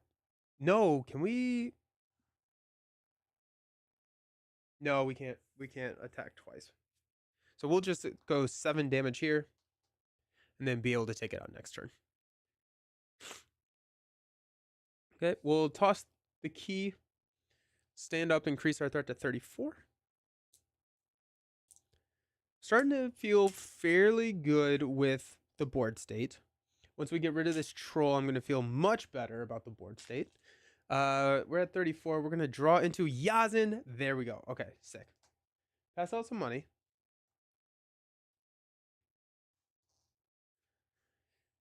Okay. So, we have the Elf Stone. I think I want to put the Elf Stone and use the Elf Stone to play Yazin. That being said, I think if we don't top deck a location here, I think we go ahead and travel here and start loading this thing up with locations with attachments, because I think this shouldn't last too much longer. Yeah, we got an Ancient Matham, we got an Elf Stone, we got another key. I think we do want to go ahead and play the key. We're not going to play it on Haldan. Go ahead and throw this over here. No, we'll throw it here. Because if we flip another way down, I'd rather get rid of the mail than the headdress. The Ravine is immune to player card effects due to the quest cards and no attachments on it. Oh, that's annoying. Okay, well, let's hope that we flip something else. Okay. Cool. We're showing 2. Let's go ahead and quest for 4, 6 again. Oh, and we added, we're up to 6 here. We're up to 6, yeah. +1 defense to Baragon. I'm going to flip into a win reveal, starting with the first player. Each player chooses an enemy in the staging area and engages it. If any player did not engage an enemy this way, discard until you get a creature enemy and add it to the staging area. Let's go ahead and just test of will that. We'll cancel that effect so we don't have to worry about it. Oh yeah, Furiel will help dig for a location. So I'm going to discard that. Yes, thank you for reminding me of that. So we're discarding that, and this is actually going to be a Grey Mountain Giant. Good. Gross. Okay, well, that's worse. Nice. Cool. It's only a 2. Oh. I don't think that I am ready to engage that because we don't have a answer for both of the defense, but we can attack the troll, we can hang out and just kind of start digging for more locations. And yeah, we don't have to travel here. Okay. So we're not engaging here. We've got our troll. Troll is going to attack, and we will defend for 6. He's attacking for 6. Return the attacking enemy to the staging area after the attack. Well, that's annoying. Alrighty. We take no damage, so we reduce our threat by 1. And we got nothing. Got nothing for you. Gross. Alrighty. Well, we will stand up. Increase our threat to 34. Draw into a Jubiar. Okay, well, that gets exciting. Pass out some money. I still think I want to go Yazin for the Elfstone, because I can utilize some of Baragon's resources to play for Jubiar. Whereas Yazin all has to come from Khalil. Alrighty. Oh, and then we didn't get to ready. So Weighed Down is still here because we never actually exhausted to do anything. Okay. Let's go ahead and get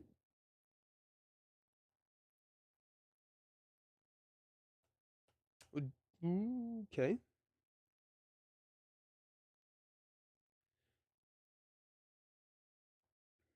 Let's exhaust the Southron Refugee to reduce the cost of our next Harad ally we play by 1. We will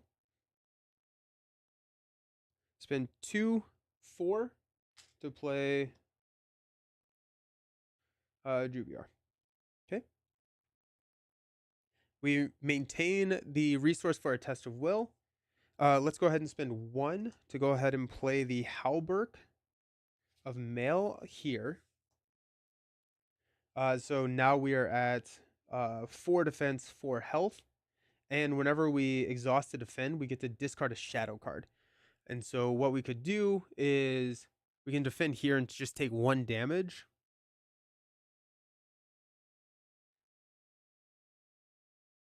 Yeah. We could actually defend twice, honestly. But the other thing that we could do is exhaust to defend against like this attack, discard this shadow effect, so we can guarantee a perfect defense for Paragon. And just take 1. Oh, we'll take 1 damage plus any shadow effect from the giant. As long as we don't return it to the staging area, we should be fine. Okay.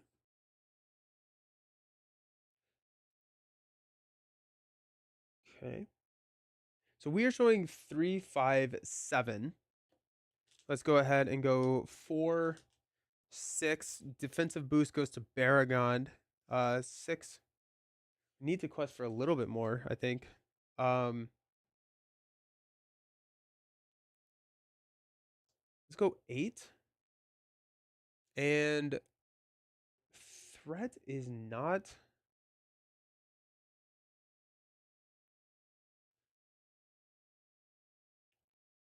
We will get to choose what we. Let's just go 9. We're gonna go 9. We're questing for 9 there. Once you get that Tribesman down, GBR will be more hefty. At least you have it in hand. So, no, oh yeah, because we can give that defense, and then it's a 5, and then we can just perfectly defend there. Yeah, good call. Good call. So we're questing for 9. We are showing 7. We're going to look at the top card. It is a Lonely Lands. We will go ahead and not discard this. So we quested for 9. We're showing 9. Everything is fine. And so we are going to go ahead and travel here. We have a threat of 34, so we don't actually have to engage anything. But I think we will go ahead and optionally engage the Stone Troll. Stone Troll is going to attack us for 6. We will defend for 6 with Baragond. And yeah, no shadow effect, so we take no damage, reduce our threat, and then we will attack back with what we have to take out the Stone Troll. Nice. Okay. Cool. End of the round, increase our threat. We're going to, when we're ready, discard Weighed Down. Stand up.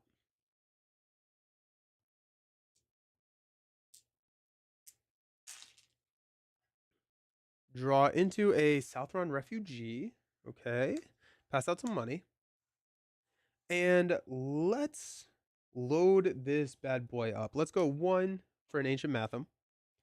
Let's go 1 for an Elfstone. Elfstone increases the points, or the quest points here by 1. Hey, friendly computer, game is going good. Game is going really good. We had a rough start. We've kind of built back up, and I think we've almost hit that turning point. We'll see though. We got a, let's go 1 for a Woodsman's Path there.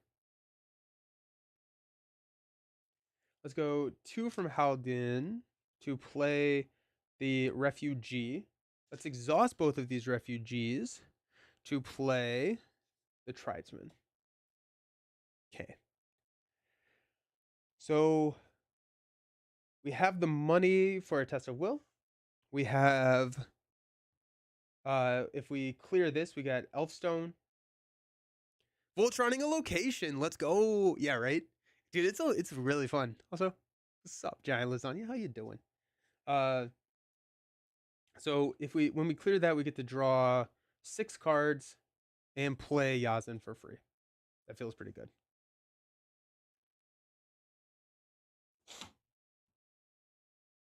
Okay. We are showing 4. This only has 5. This adds 1, this subtracts 1, so we're good. But let's see if we can get through this. Let's go 4, 6. We're showing 4. We don't have to exhaust here for 8, 11. And I think this is important enough that we want to make sure that we push through this. Go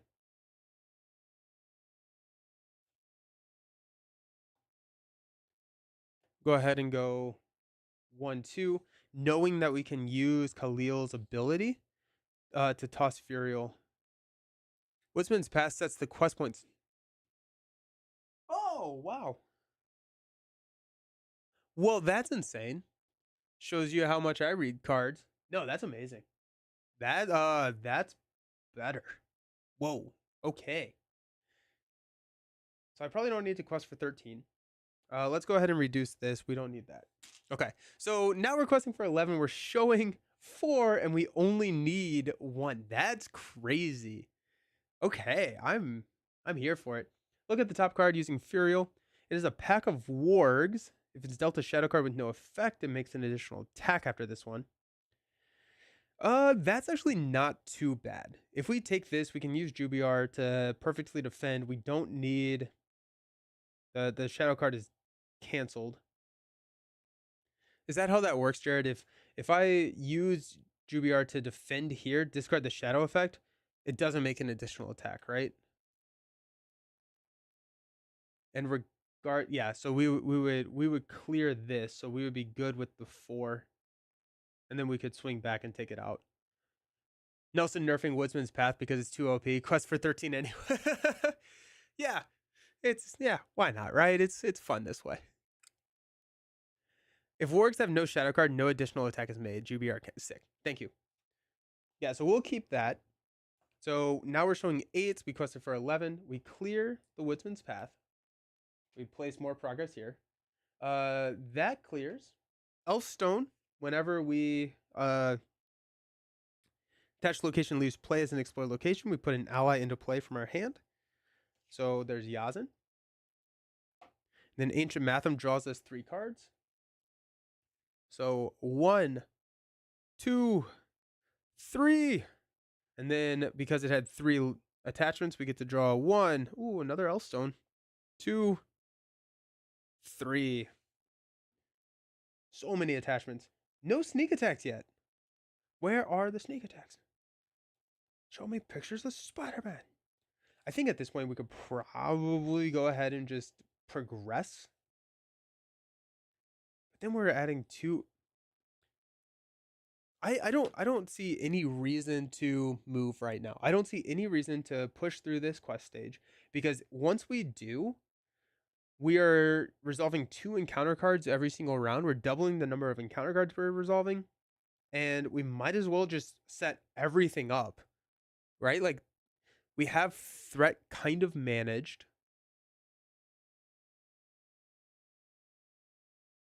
I guess we just kind of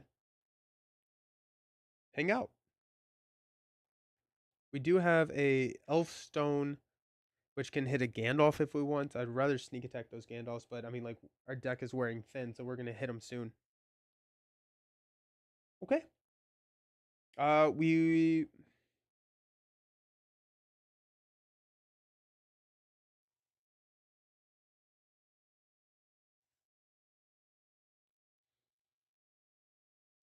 this is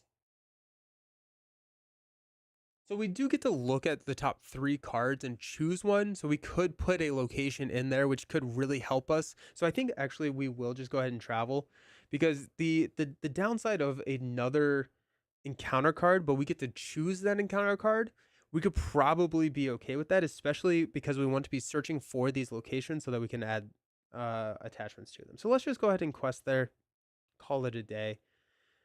I'm not sure if it probably makes more sense to wait, but I want to play the game. Let's go ahead and engage here. We will go ahead and defend with, here we are, discard the shadow effect, take no damage. And then we have to attack for 3, 4,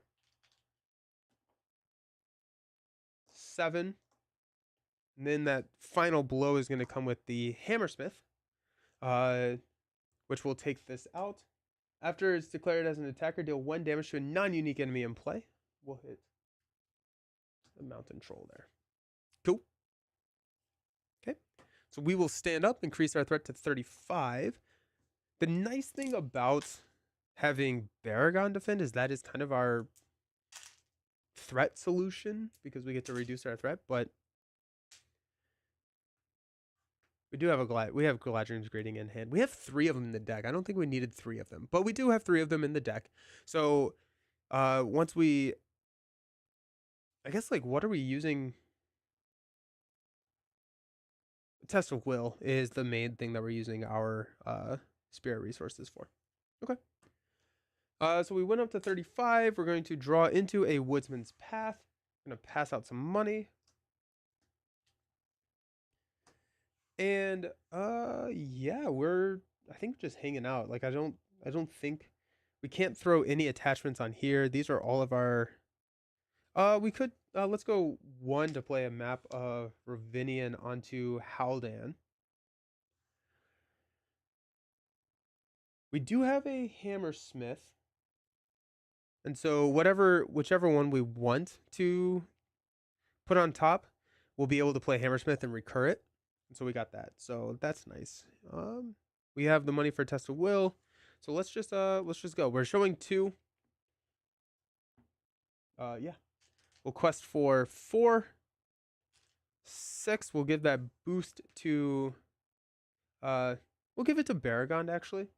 because we have the tribesman that can boost this to 6, and then discard this or boost this to 5, discarding this shadow card, so we don't have to worry about the getting Jubiar up to 6. So we'll give it here just in case we do get like an Eagles or something that we want to have multiple defenders. So that's 6. We're showing 2.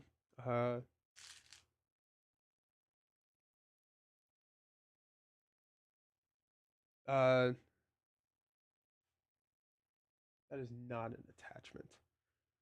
6 showing 2. We need 3. I want to quest for just a little bit more. Oh, here we go. 4. We'll just quest for 4 there. So that's 10. We get to look at the top card. When revealed, the first player loses control of Urdog and then attaches it to a location in the staging area as a guarded objective. If you cannot, add 5 to the total threat in the staging area until the end of the phase. In either case, remove sneaking off from the game. I am fine with that. Yeah. So we lose control of Urdog, attaches it to a location in the staging area as a guarded objective. If you cannot, add 5 to the total threat in the staging area. And then this gets removed from the game. So we're showing 7. We quested for 10. We clear this and we move, and then Urdog stays. Cool. And that's removed from the game. That goes there. While Durin's Key is free of encounters, the first player attaches it to a hero we control. Let's go with...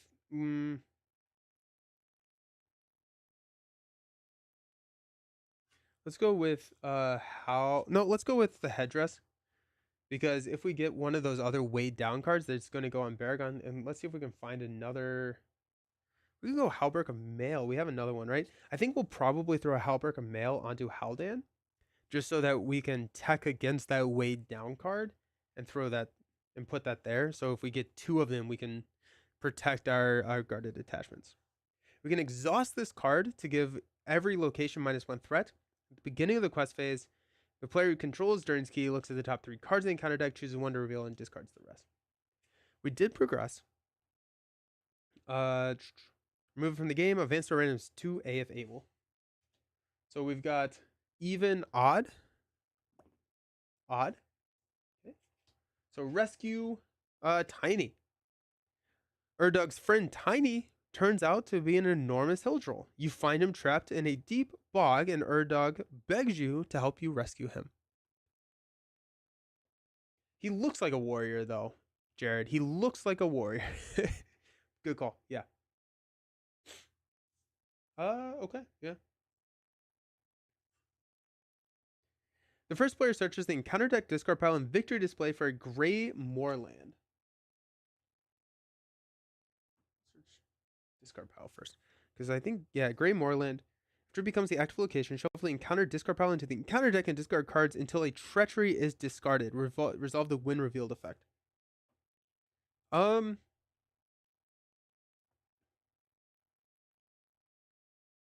Set the tiny objective ally to it as a guarded objective.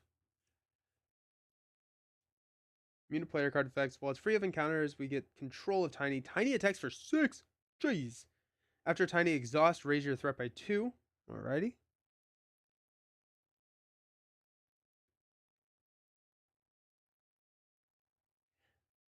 I'm trying to figure out if I want to Thor's Key here. If I want to responsing. I thought how they looked like Dale with the beard, but Woodsman's are different. Yeah, right? He looks like a Dale warrior to me. I don't know. We could blank out this text box so we don't have to shuffle that encounter card discard pile back into the deck. I'm not... That's not the worst thing in the world, though. Okay, yeah.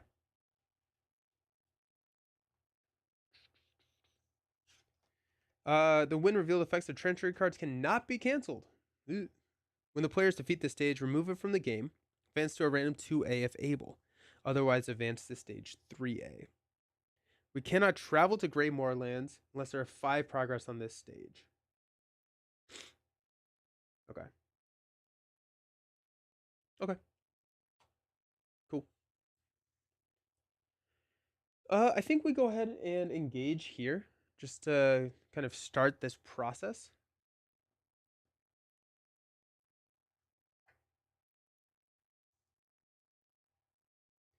Oh, if we lose our entire hand because of that, I'm gonna be so sad.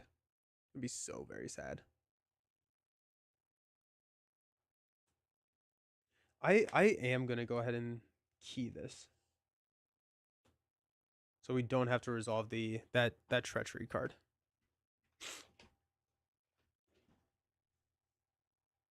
Because I don't want to discard my entire hand. Okay. So we have a 5 here. When it engages you, discard the top 5 cards of your deck. 1. Sneak attack. Woodsman's Clearing. Tribesman. Refugee. And another sneak attack. Oh, I hate it. I hate it. And discard damage equal to the number of allies discarded by this effect. So that's 2.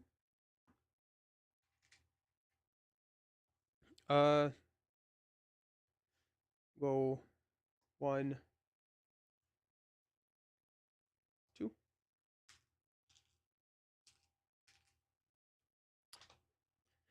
We will go ahead and defend here.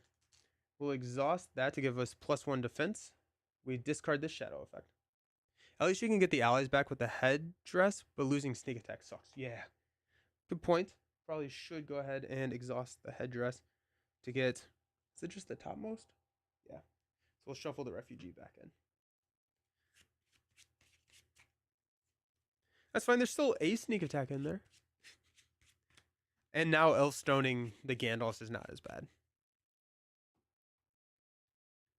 So we take no damage. Let's attack. So we've got 3. We'll deal 1 damage here. 6. 7. 9. 12. That's 10 damage, which is enough to kill it. Sick. Okay.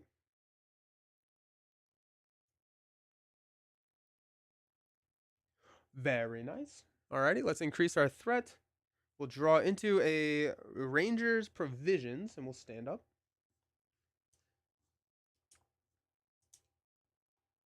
I think what we will do is we will hang off on playing the Hammersmith so that we can get the key back.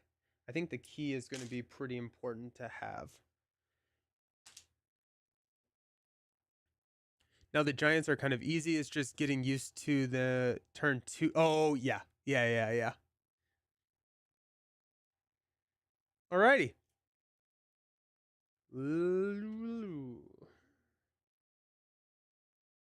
We pass out money.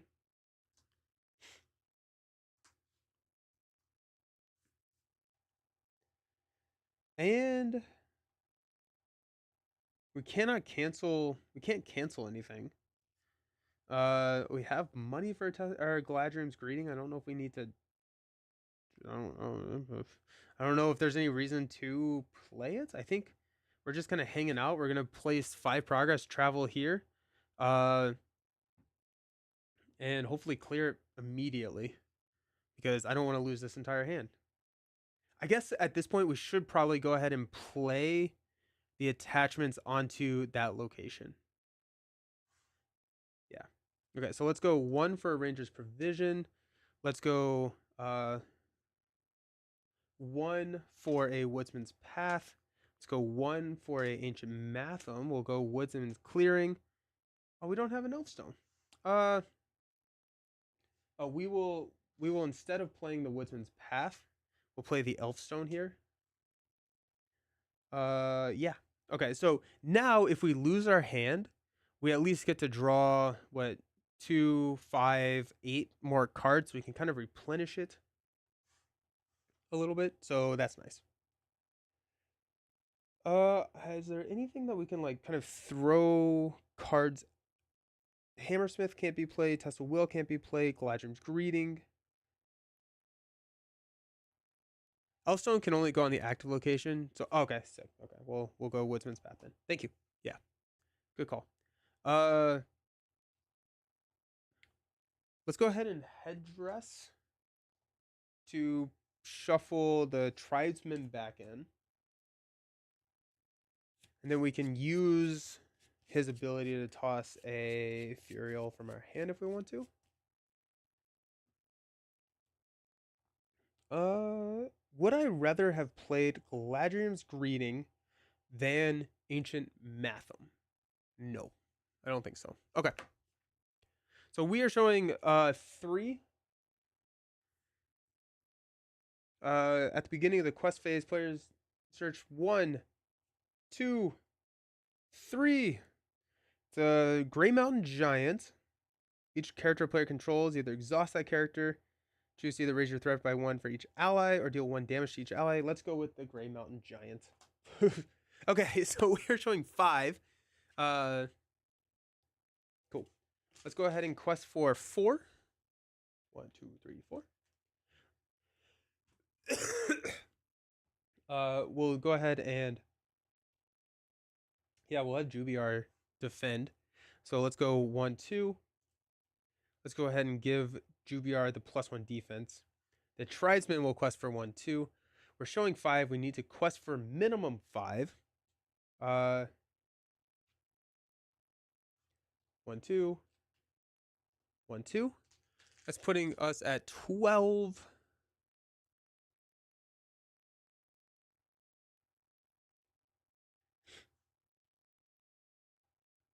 Uh, 1, 2, 3. At least with those attachments on the location, you'll draw your whole. Yeah, exactly, right? Oh yeah, I just don't engage it this round. I engage it next round. That yes, good call, good call. I didn't think about that, but yes. Okay, so requesting for 15. We're gonna flip into a Weighed Down. Where'd all my attachments go? Shoot. Okay, well this goes here. We're gonna lose everything. Oh my gosh, what was I thinking?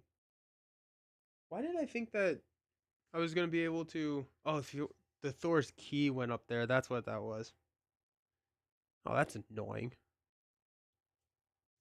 That's annoying. Oh well. We do have another headdress. Oh wait, actually no, we're tossing this with Furiel. So we got a Slopes of Arid Mithram. Doomed 1. After players travel to Slopes, first player may ready a character that we control. Okay. So that's a total of let's go ahead and exhaust the key. So this gives 2, 4, 6. We place plenty here. Okay. We'll go ahead and travel here. And we do not resolve the treachery because that card is blank. And we are not going to engage the troll or the giant. Cool. Alrighty. Looking and feeling good. Okay, let's go ahead and stand up.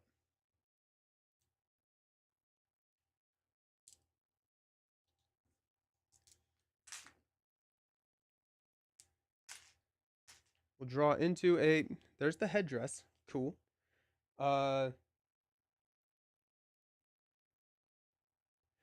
Increase our threat to 30. I think I may have already increased my threat, but we'll go ahead and do it again, just to be safe. To 38. We had the doomed. Maybe that's what I'm thinking of. We had a doomed keyword, but we do have a Gandalf. We have Galadriel's Greetings. We have solutions to the threat right now. So, okay.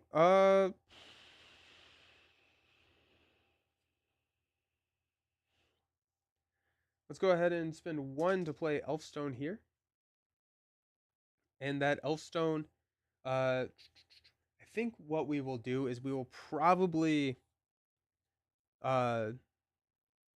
trigger all the card draw and everything before we trigger the Elfstone, just so that if there is a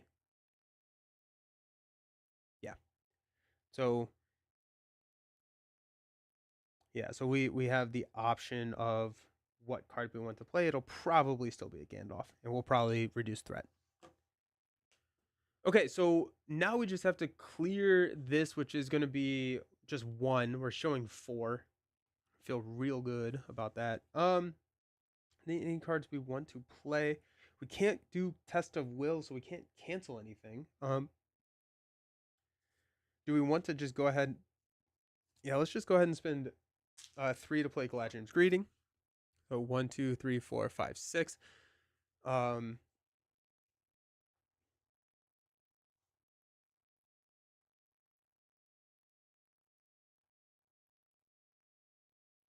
Okay, I'm good with that. If we ditch this hand, it is not the end of the world. I don't want to do it, but I think we could be okay. So let's go ahead and Durn's Key. We look at the top 1, 2, 3. Player with the most cards in his hand without a copy of Lost in the Wilds. Nope. Don't like that. Discarding that. We got the Stone Troll, which is not that bad, actually. First player loses control of Urdog and then attaches it to a location in the staging area as a guarded objective. Cannot add 5. Hey! Camille, thank you so very much for the subscription. I hope you're doing fantastic. I appreciate it. Thank you. We lose control of Urdog. And then it gets guarded by the slopes. Then we cannot progress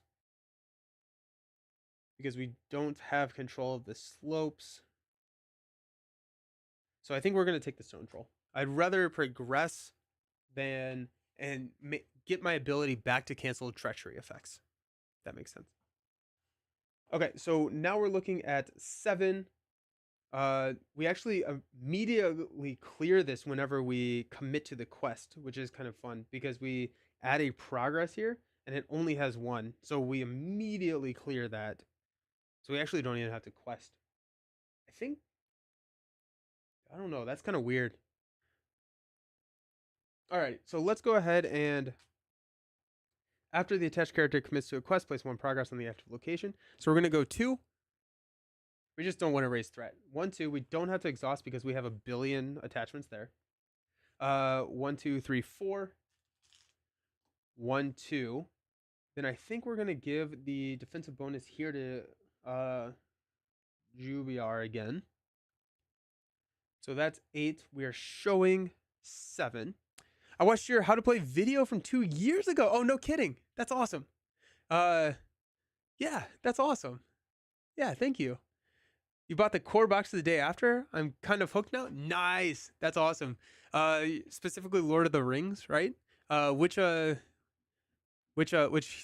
like sphere are you enjoying the most of like the different colors?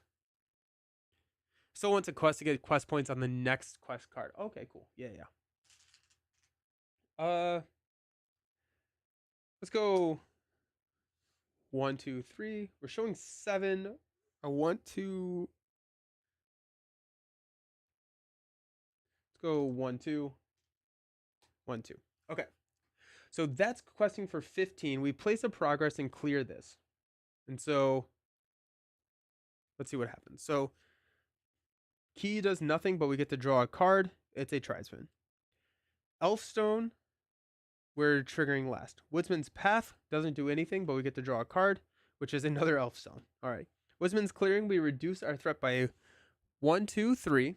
We get to draw a card, which is another Tribesman. Ancient Matham, we get to draw 3 cards. We got a Gandalf, a Southron Refugee, and a Sneak Attack, plus a card draw from Haldan, which is a Gandalf. Ranger's Provisions, we get 1 resource for everything. Boom, boom, boom. And we get to draw a card, which is a Glorfindel. Alrighty. And then Elfstone, we're actually just going to play Glorfindel.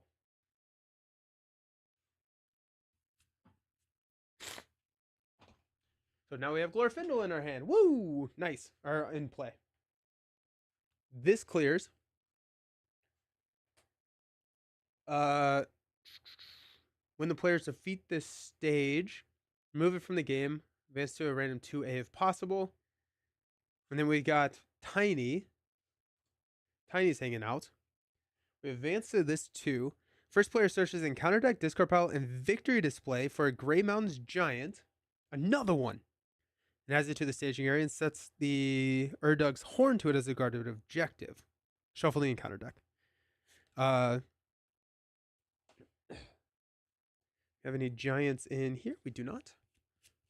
Yeah, that was awesome. I'm very happy with what just happened there. Let's go find a giant. They want more. All right, so giants here. We got the horn. And we've got each enemy with one or more guarded attachments gets +2 threat and defense. The players defeat the stage, remove it from the game. We cannot defeat the stage unless we have the horn. Okay. Then we are going to. That was all during like the commit phase. So we still have not resolved this encounter card or this quest card. We're gonna flip into a slopes. Again, it's a doomed 1. Then after we travel there, we get to ready a character. Leadership and Spirit are most fun for you. Already bought the Dwarf and Elf starter decks on Saturday. Oh, nice. Yeah, I think the starter decks are fantastic. I think the starter decks are a really, really good product. And so I hope you have fun with that. I love Dwarfs. I think Dwarfs are awesome. The Elves are probably my. I think Elves are probably my favorite mechanical archetype, where Dwarves are my favorite thematic deck to play. You're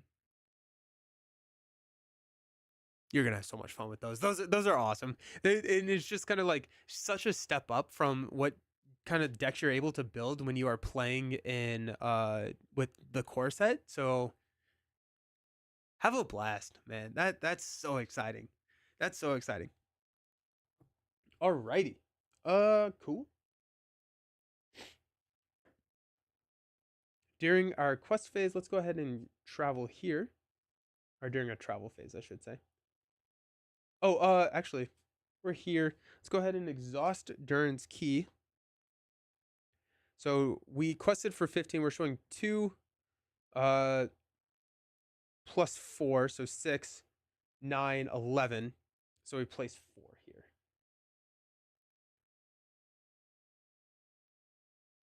Okay.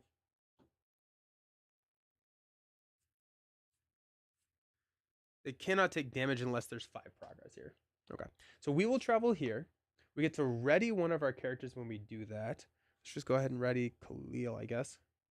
Then we might as well engage. We're going to engage here. Mainly we have cards still in our deck, so there's no point in engaging the Giants until we deck out. So yeah. Then we will exhaust the Tribesman to give a +1 defense here, so we're at 6. And we will defend, discard this Shadow card, take no damage. Okay. Now we have to attack for 12. We've got 3, 4.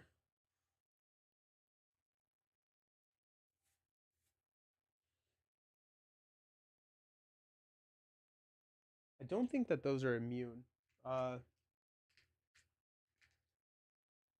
So we'll deal a damage there. Okay, so this was 3, 4, 7,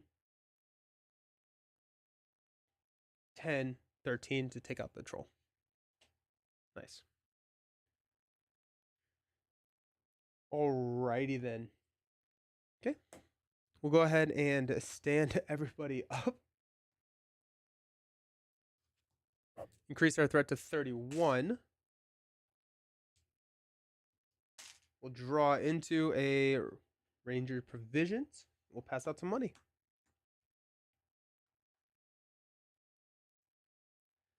We'll spend 1 to play Provisions here.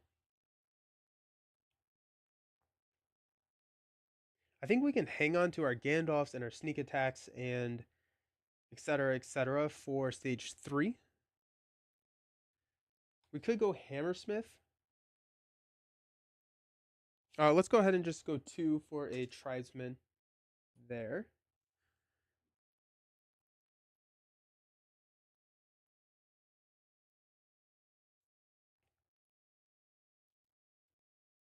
No, wait, no, just kidding. Let's exhaust these 2 refugees to play the Tribesman for free. Aha. He's not immune, but he can't take damage and give. I see what you're saying. Cool. Good call. Good catch. Thank you. I appreciate it. So there's that. That's gonna draw us.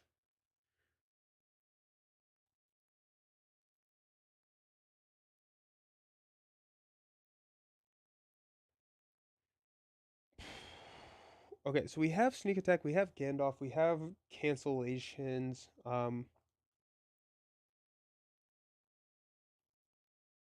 I think we want the key. So no, I resolved this last, didn't I? So I can't do the key first because it's not on top. That was unfortunate. Oh well. Uh, the key just is the biggest issue for the key is the X location. I know we saw one of them. There, I think that's the second one because I think yeah. So we're safe from those for a while, so we'll be good. Okay. We could go Elfstone. There's no reason for us to go Elfstone. I think we'll probably just go with the provisions next round. Don't need the refugee out there. Don't need greetings. We don't need mail. Headdress. I guess we could throw an Elfstone out there. It's just one. We go one Elfstone. Then we get to draw the two cards and we can put in. I guess we could throw Gandalf into play. Like we have three of them, so we might as well use the Gandalf and put Gandalf into play. Have them. I don't know. Might as well, right? Cool. They're all discarded at the same time, so you pick the order, which can be different than the order you resolve the effects. Well, that's good to know. That's actually fantastic to know. Thank you. I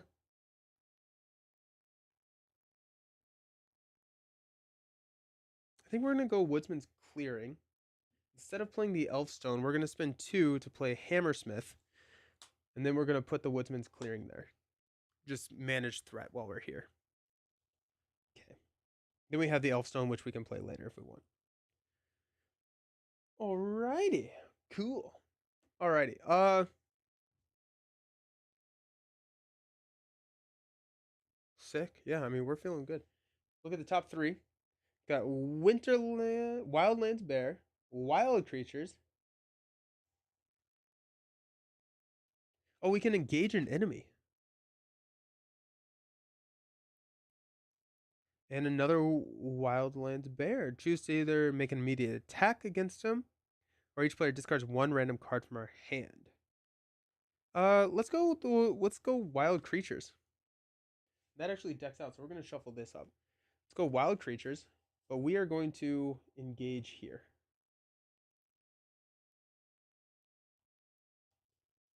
No, we're not. We're not. We're gonna take the bear because I don't want to discard those two cards. So while the bear will take an immediate attack, which will be Baragond. No, we'll go Jubiar because we can just ready. So for 4 attack to 4 defense, we'll discard whatever shadow card is going to be on the top of our deck. And then we're good. Cool. Okay, nice.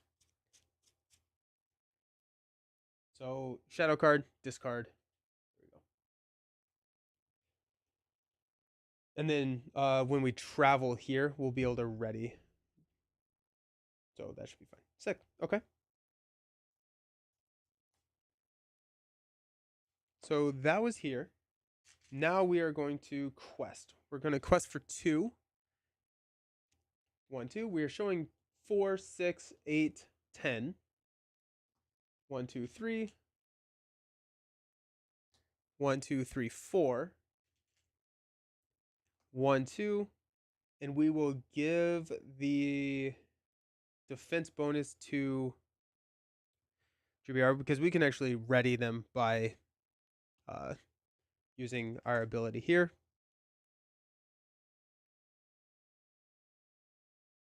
That puts us at 11. We're showing 10, so we do need to quest for some more. Let's go 1, 2, 3. Let's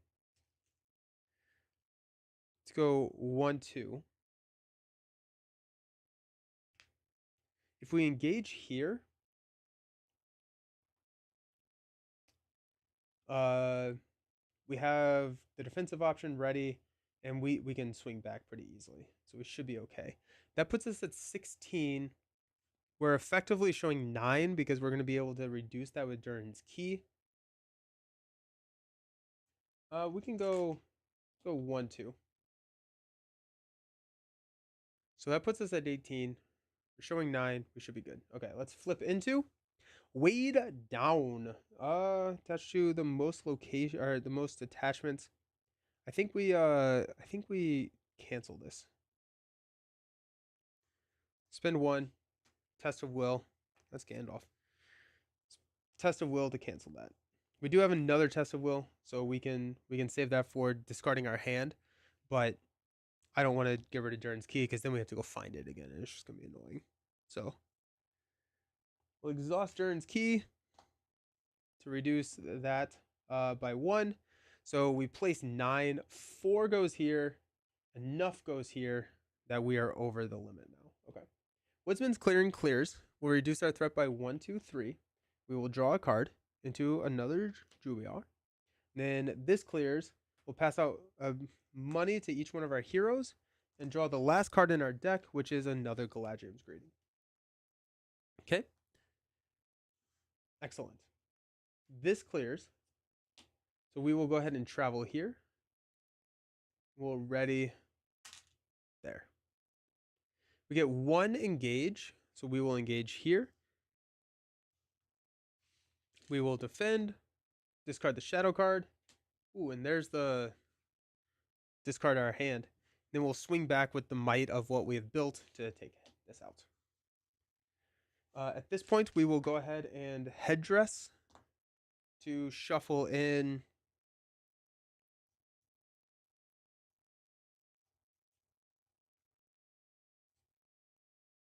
No, I guess we don't have any Harad allies in our discard pile. That's funny. Okay, never mind. We will not headdress. But I was like, if we can shuffle in a Harad, we can get the system going where we can start discarding cards to ready them, and then we can just draw them right back. But I do, yeah, cool. Let's stand up. We're gonna go to 29. Oh, and then whenever we attacked with Yazin, let's go ahead and throw a damage here. We also have the ability to discard any card from our hand to ready Glorfindel, which I don't think we need that option right now, but it is something that we have. Okay, let's pass out some money.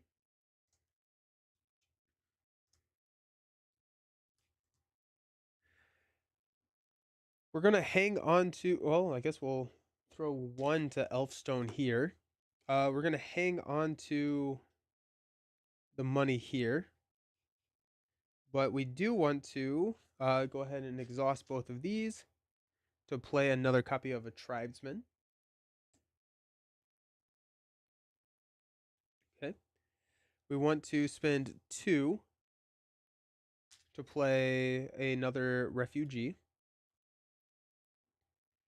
We have Test of Will. We do have Sneak Attack. We have Gandalf's. So we have options. So I think at this point we're just going to be engaging here and kind of dealing with that situation. So start of the quest phase, we're going to go 1, 2, 3.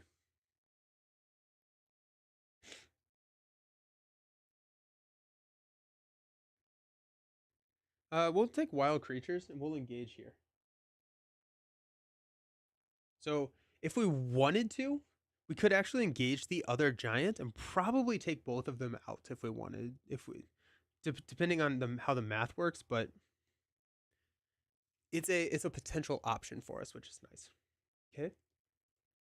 So we are showing 2, and we just have to kill this. So we actually don't have to quest that much. There's a 5 here, which would be nice to take out. I think we will engage here. I think we will be able to take out both giants. That's kind of cool. Alrighty. So we are showing 2. Let's go 4, 6. We get to look at the top card of this deck. I'm going to go like that. 6, 8. We don't have to exhaust there. We do have the Tribesmen so that we can boost the defense. We're going to go ahead and give the defensive boost from Arwen's questing to Jubiar there. Actually, let's give it to Baragond. Now we'll give it to Jubiar. is we can ready using Khalil here. We're showing 2, we're questing for 8. We need 7 total. Might as well quest for something. Let's go 2 here. 1, 2. I think we should be fine there. We get to look at the top card, which is a pack of wargs. That put us at 4, 6. We wouldn't actually clear. Yeah, we'll take it. We will exhaust Khalil Tribesman to give +1 here. So we actually quest for 11. We're showing 6, so we place 5, which is enough to clear here. We get to draw a card. Woo! We don't have any cards. But we do get to play a card for free, which will play Gandalf. After Gandalf enters play, we're going to choose to deal. I think threat is going to be fine. I think our threat is going to be fine. So we'll deal 4 damage to.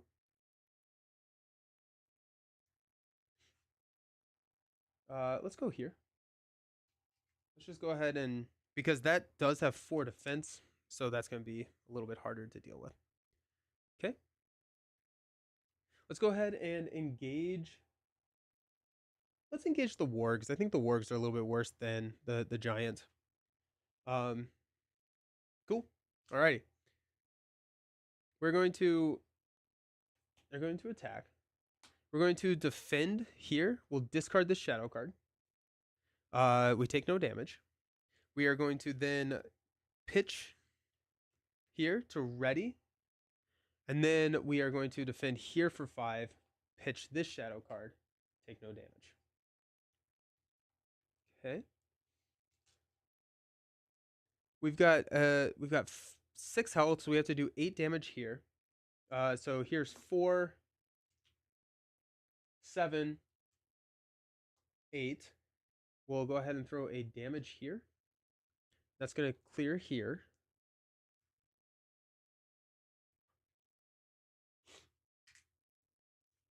Okay.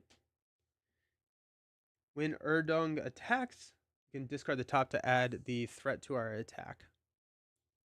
But this automatically progresses, which I think we're actually going to be getting Jubiars once per phase, but doesn't matter. Okay. Thank you. I appreciate it. First player loses control of both Erdug and Tiny, flips them to their enemy sides, and adds them to their staging area. Remove any damage that was on them. Each other player reveals an encounter card. No! So Erdug is a 2/3/2/5, indestructible, immune to player card effects. While he's engaged with the player, he gains force. At the beginning of the quest phase, he makes an immediate attack. If this attack deals damage, return him and Tiny to the staging area. And then this also, yeah, so he's gonna be attacking for a lot. Then this is immune to player card effects, cannot take damage. After they engage a player, after Erdug engages a player, Tiny engages a player. Okay. Cool. Progress cannot be placed on this quest from questing successfully. When the players quest unsuccessfully, they do not raise their threat. Instead, place X progress here, where X is the amount of which they would have raised their threat. Then, if the stage has progress equal to its quest points, the players lose the game. When Erdug has no hit points remaining, the players win the game. Okay. So he's indestructible, but he's not immune to player card. Okay. Okay. So we just have to deal damage to Erdug? Yeah. Okay. Easy peasy. And then we've got 3, 5, 8 to take out the wargs. Cool. Stand up. Increase our threat to 30.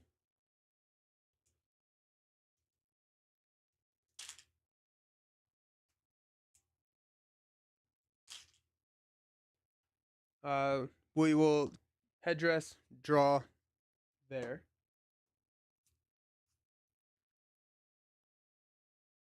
Oh, oh.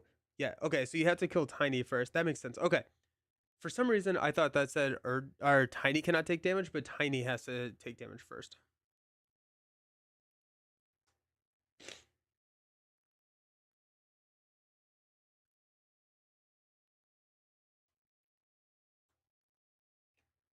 When players quest unsuccessfully. So I can just engage him here, right? Like,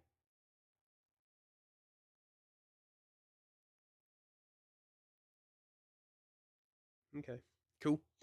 Gandalf goes away. Yikes. Pass out money.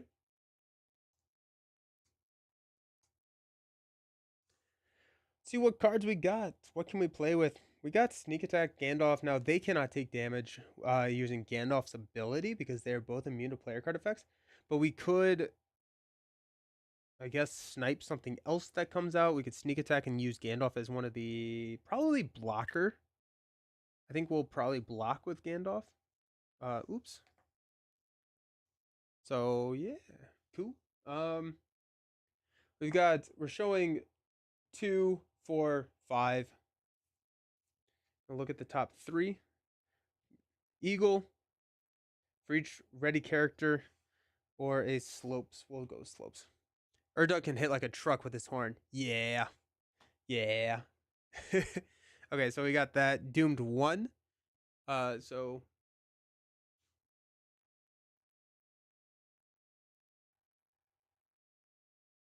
there we go. So we're showing 2, 3, 4, 5, 6, 7. We have 0 here. I do like the progress is the loss condition. I think that's pretty cool. I think that's kind of interesting. Let's go 4. We get to look at the top card here.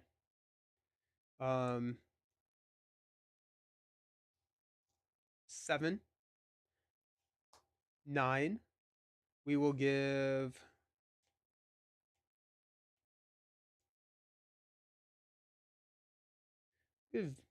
Jubiar +1 with Arwen.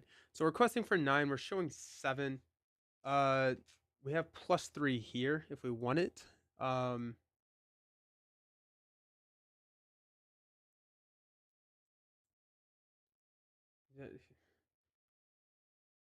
Let's go. Okay, so let's go to 11. We're showing 7. We get to look at this top card.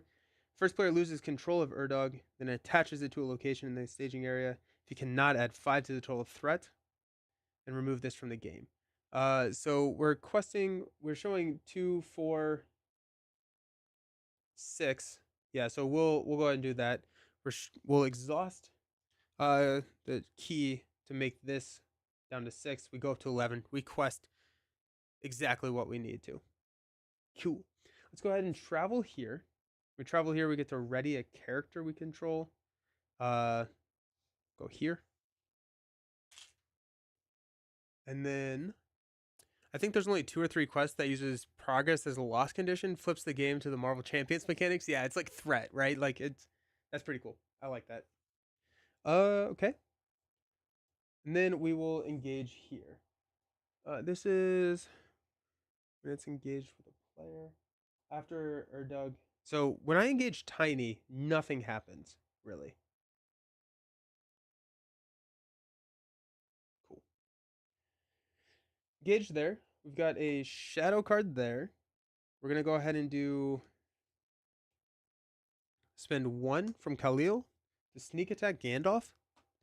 Gandalf enters play. We could reduce our. Oh, he engages on 15. Yikes! I see what's happening. Okay, so he's gonna engage here. I see what's happening now. You do have to. Yeah. Okay. Okay. I'm. It's making sense now. Okay, so Gandalf engages. We'll go ahead and I guess we'll reduce our threat by 5. 1, 2, 3, 4, 5. Okay. So that puts us at 26. Cool. Cool. So Tiny's attacking for 6. Urdug is attacking for 3 plus threat.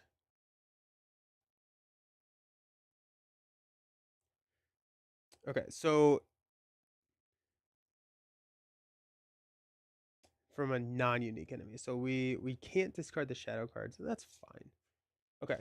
So I gave the bonus here. So we're at 5 defense. Let's go ahead and defend this attack. So it's going to be 3. Discard an attachment you control. And it's going to be 3, 5 total attack. We take no damage. We have to discard an attachment we control. Go Map of Ravinian. We don't need it. We don't need it. All right, we actually have another Halberg of Mail, so let's just toss this Halberg of Mail. Okay. Gandalf is going to defend from the attack from Tiny. So that's going to be 4 to 6. Discard another attachment you control. Yikes, team. Okay, I think at this point we'll toss the we'll toss map. Okay, hate that. Cool. Now we will, and then Gandalf takes 2, but he's gonna come back to our hand. Okay, now we will attack. Let's go 3 deal of damage up here. And we're attacking Tiny because Urdug cannot take damage while Tiny is in play. Yes. So we're attacking Tiny. We need to do 12. There's 3, 6, 8,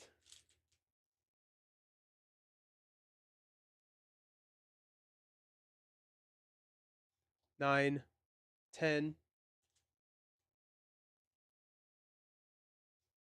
9, 12. So there goes Tiny. Okay.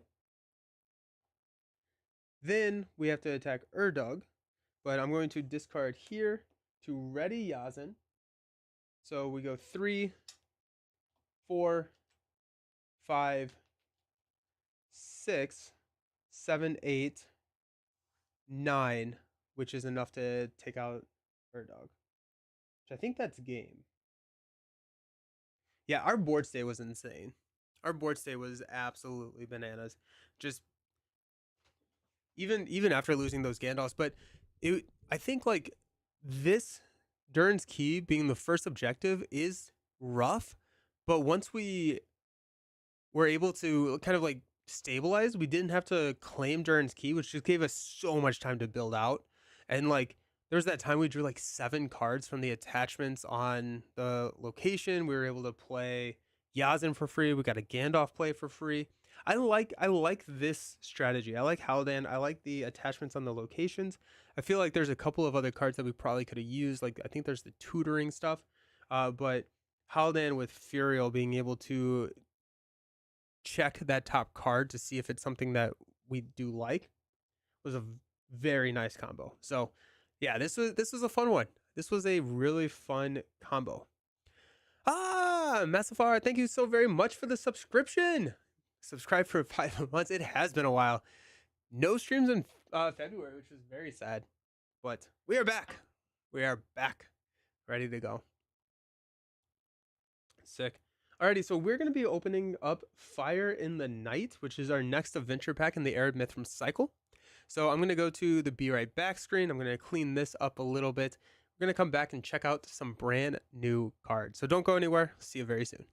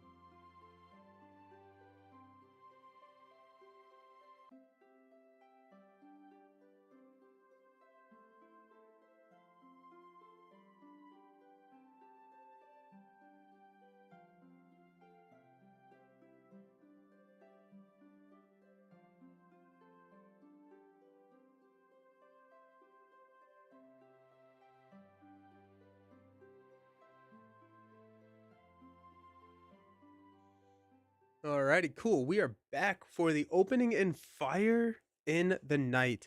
This is the next uh adventure pack in Arid Mithram.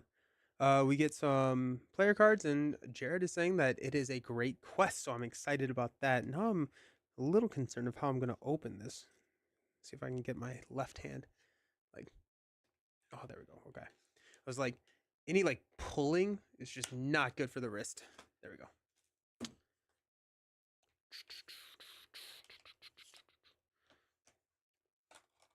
Fire in the Night. I'm really excited to see what we get here. Um, this how many quests are left in the Arid Mithram cycle? There are not a ton of them. Maybe? I don't actually know. This is what happens when I take a break. I'm just like, okay, I remember nothing anymore. Everything is gone. Everything is out of my mind.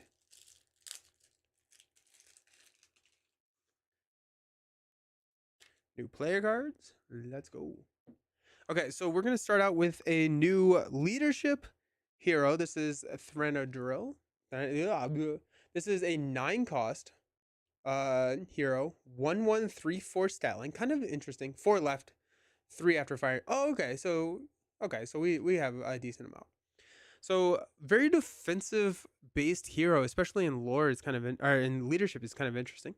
As a combat action, we can play a Sylvan ally from our hand. You do not need a resource match for that ally. That's sick. I love it. That's so cool because Sylvan is all about bouncing cards back and forth from your hand. Uh, so being able to play Sylvans in the combat phase, like there are specific Sylvans that deal damage to enemies, and so like you've progressed through the entire round. And so if there wasn't a enemy to damage during the planning phase, which is when you can normally play Sylvan allies, then you can just pop it out. Pop it out during the combat phase, dealing that damage. It has doesn't need the resource match, which is really nice. I like it. That's cool. Kind of crummy stats. Uh, but can be defensive. Can be like a more of a defensive option. But it also opens up these Sylvans to the last. You can run Sylvans in all 4 aspects now. You are that's kind of interesting. So I guess like you're running. Who is the main Sylvan leadership hero? Uh, Celeborn. That's heavy.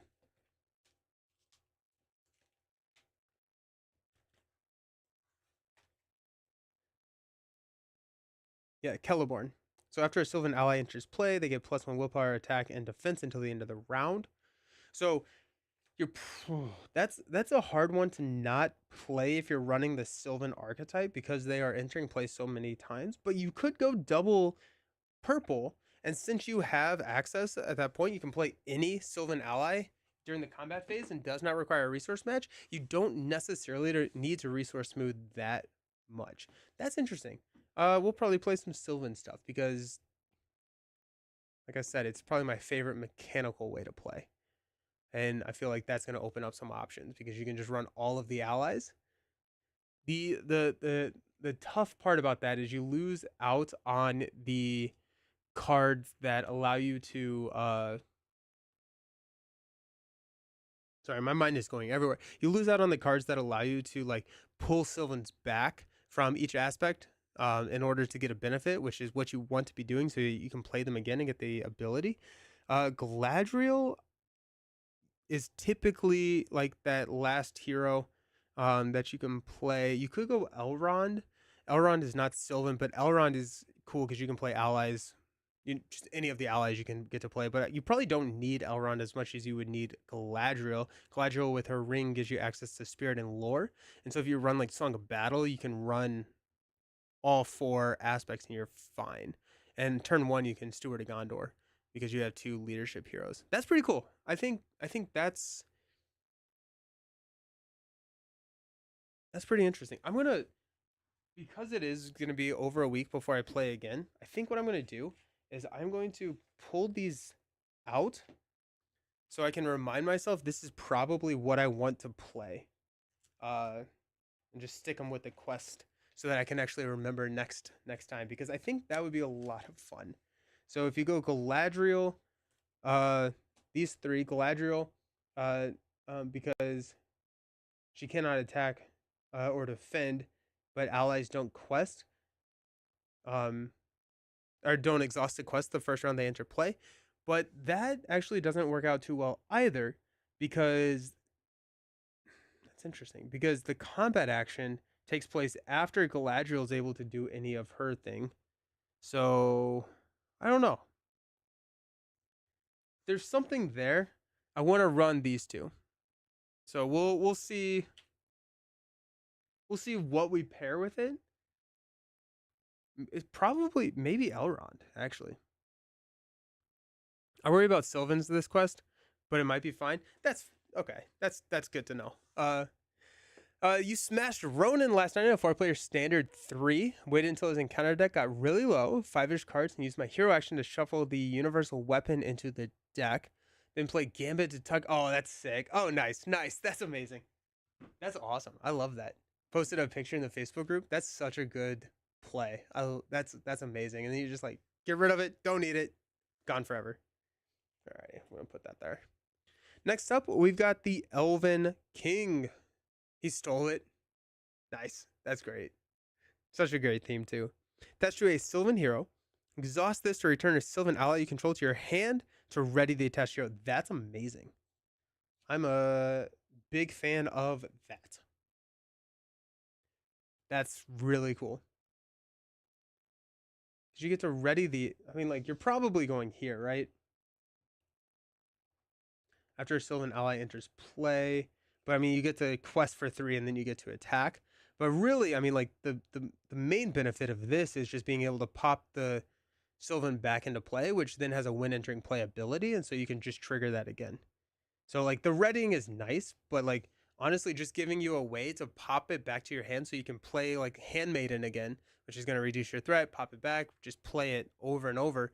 And then I'm starting to think that it probably does make the most sense to run Galadriel, because you can get allies into play, but then since you're able to just play them over and over and over and over again, you probably want them to be able to quest. 100% worth the ready. It's great. Yeah. But even if it didn't say ready, I still think it would be worth it in some decks just because Sylvans are all about playing getting when entering play abilities. And so if you're able to pop them back and play them again, especially with Galadriel, because then they don't quest for the, oh my gosh. Yeah. So they don't quest, they don't exhaust the quest the first time that you play, or that the round that they enter play. So you play them, they get +1 from Celeborn. They're questing for, Handmaiden's questing for 3, exhaust it, pop it back, and then you can ready Celeborn. Just getting the back every turn is so good for Sylvans, yeah. And like now that I'm thinking about it, it's like, do you even need this? I don't know. It's fun to play with the new cards, but I'm not 100% sure how much this solves your Sylvan problem. It could be defense, which is nice. Next up, you got the Orcrist. Guarded with an enemy or location, attached to a hero, they get +2 attack. Then after the hero destroys an enemy, add 1 resource to the hero's resource pool. That's good. That's really good. Guarding it with a location or an enemy is a little scary, but like, I mean, like that last quest, like we could have run these guarded stuff and been absolutely fine. If you're able to stall out and get over that hump, then you can play it, which kind of feels maybe like a win more card. But I mean, +2 attack and a resource ramp, that's pretty sick. We got another Woodsman Scout. Not Dale, but this is a 2/1/1/1/2. Then they get whoa, nice. They get +1 stat for every attachment on the active location. I should have run that card. I should have run that card in this last game. Man, they would have been questing for like, I think at one point we had, what, 4 attachments? So they would have been questing for 5. Sick. That's awesome. We got leather boots. Jared, Thunder, it's good to put allies into play that have effects that are a bit awkward to use during planning. I know there's an ally that readies a hero good and oh yeah. Yeah. Okay. I think we'll probably try them. I think we probably just need some resource fixing. And do you run Galadriel or Elrond? Probably Galadriel. I think Galadriel is probably the right call.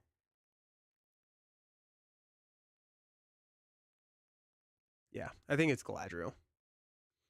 Alrighty, so we got leather boots.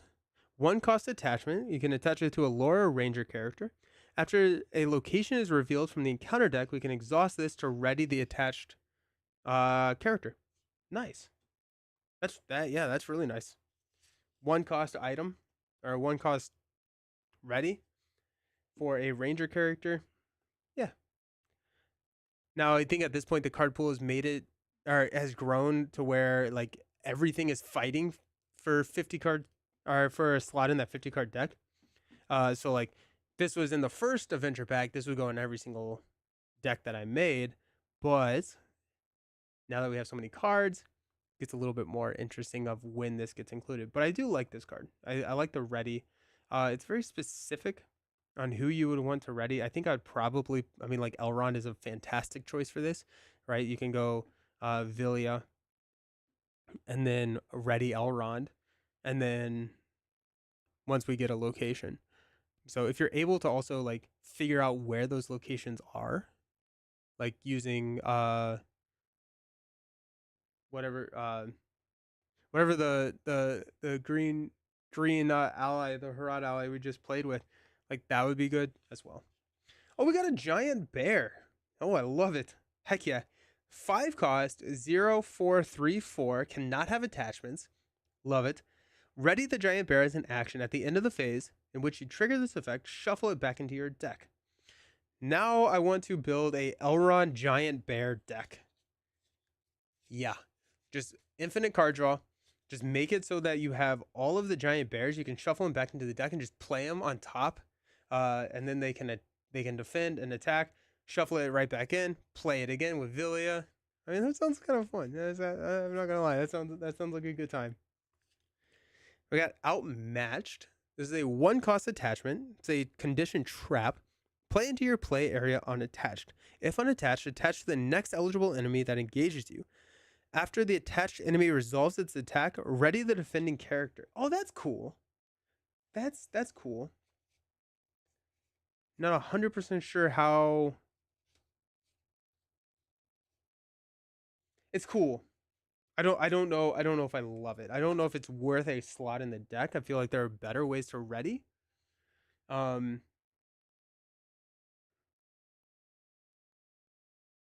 What's nice about it is like a sentinel. So this is great for Baragon, right? Because if you take a small enemy and you outmatched it and you can defend it every single time, you don't have to discard this. So you can ready, you get a quest, and then especially in multiplayer, you can defend for somebody else.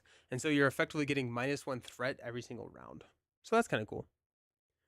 Oh, Dunedain. Yes, that's great because you want to be hoarding those enemies. Yep. Uh, that's smart. You also have the skin changer to cheat the bear. Oh, nice. Yeah, because those are those cheap allies that you can discard to play on top of. That's fun. That's really fun. Yeah, Outmatched for Dunedain is really good, especially if you're using those. Yeah. Okay. Okay.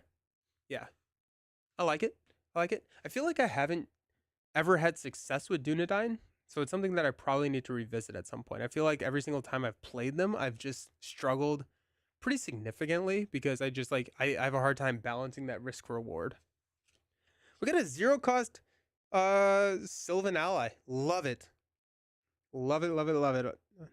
After she enters play, or after he enters play, he gets +1 willpower until the end of the round. That's really interesting. So he cannot attack or defend. So if you have Celeborn, comes in for 0, quest for 2, and then you pop him back to your hand. It's interesting. I think it's interesting. But I mean, we have Olorian, which already I think reduces cards. I don't know. I feel like it's interesting. I feel like there's a lot of Sylvan cards out there that are fighting for the space that he is trying to take. I struggle with Dunedain too. They seem very reliant on a lucky start. That's fair. And probably fairly scenario specific, right? If you have a lot of lower like threat allies, that's fine. Quicker than sight. We can return a Sylvan ally you control to your hand to cancel a shadow effect just triggered during. Yeah, heck yeah. This is the Sylvan Love Pack. I love it. And then our last card is a 4-cost colorless Dunedain Ranger. 4/4/2/2/2/3, fairly decent stat line. While there's at least one side quest in the victory display, we get to ready him at the beginning of the combat phase. Where there are at least 3 side quests, he loses the ally card type and gains the hero card type and the resource icons of each sphere on each side quest in the victory. That's sick. Okay, that's a builder round card. I love the idea of this. I don't know if this is good. This feels very much win more, but I'm here for it. Yes. Especially because you can go like Sin for 8 or whatever the leadership one is and hit him, play him for free. That's cool. That's really fun. I like it. I'm a big fan of that. Nice. This was a really good pack. I'm very excited about the cards and the archetypes that were expanded in this pack. Sylvan looks like it's going to be a lot of fun. The Dunedain here with the side quest in the victory display. Oh, this quest is all about side quest? Nice. Alrighty, let's add that to the stack of what we're going to be playing. But like all of these cards, like I just want to play with the new cards. And so I'm going to just stack these up so that when we go for next round, Sylvan may yeah, we'll have to figure out the build. We'll have to figure out the build once we take a look at the quest a little bit more. Because there's all the lore stuff that deals with side quests. So it may be better to hold off on Sylvan one more quest and then go with side quest because that is a lot of fun. I haven't played a ton of side quest stuff, so that could be a lot of fun too. Nice. Very cool. Well, thank you all for hanging out. So excited to be back and doing some more Lord of the Rings. I will be streaming tomorrow, not on my channel, but on the Man vs. Meeple YouTube channel. At noon, we're going to be doing some Star Wars Unlimited. We're going to be playing the Spotlight decks against each other. So it's going to be a Boba Fett and a Han Solo matchup. And so we're going to be doing that at noon. And then I will be back on Friday, ideally at 10 a.m., to open up and play some Agents of S.H.I.E.L.D. So that is the plan. If I do not get that product in time, I will update everyone on the community page. I will hunt down the product however I can and probably just push back the start of that stream a couple hours for me to be able to go to a different store and find the product. So always great to see you. Always great to talk with you all as well, friendly. Thank you so very much. Hope everyone has a great rest of the day, and we'll see you tomorrow or Friday. Peace.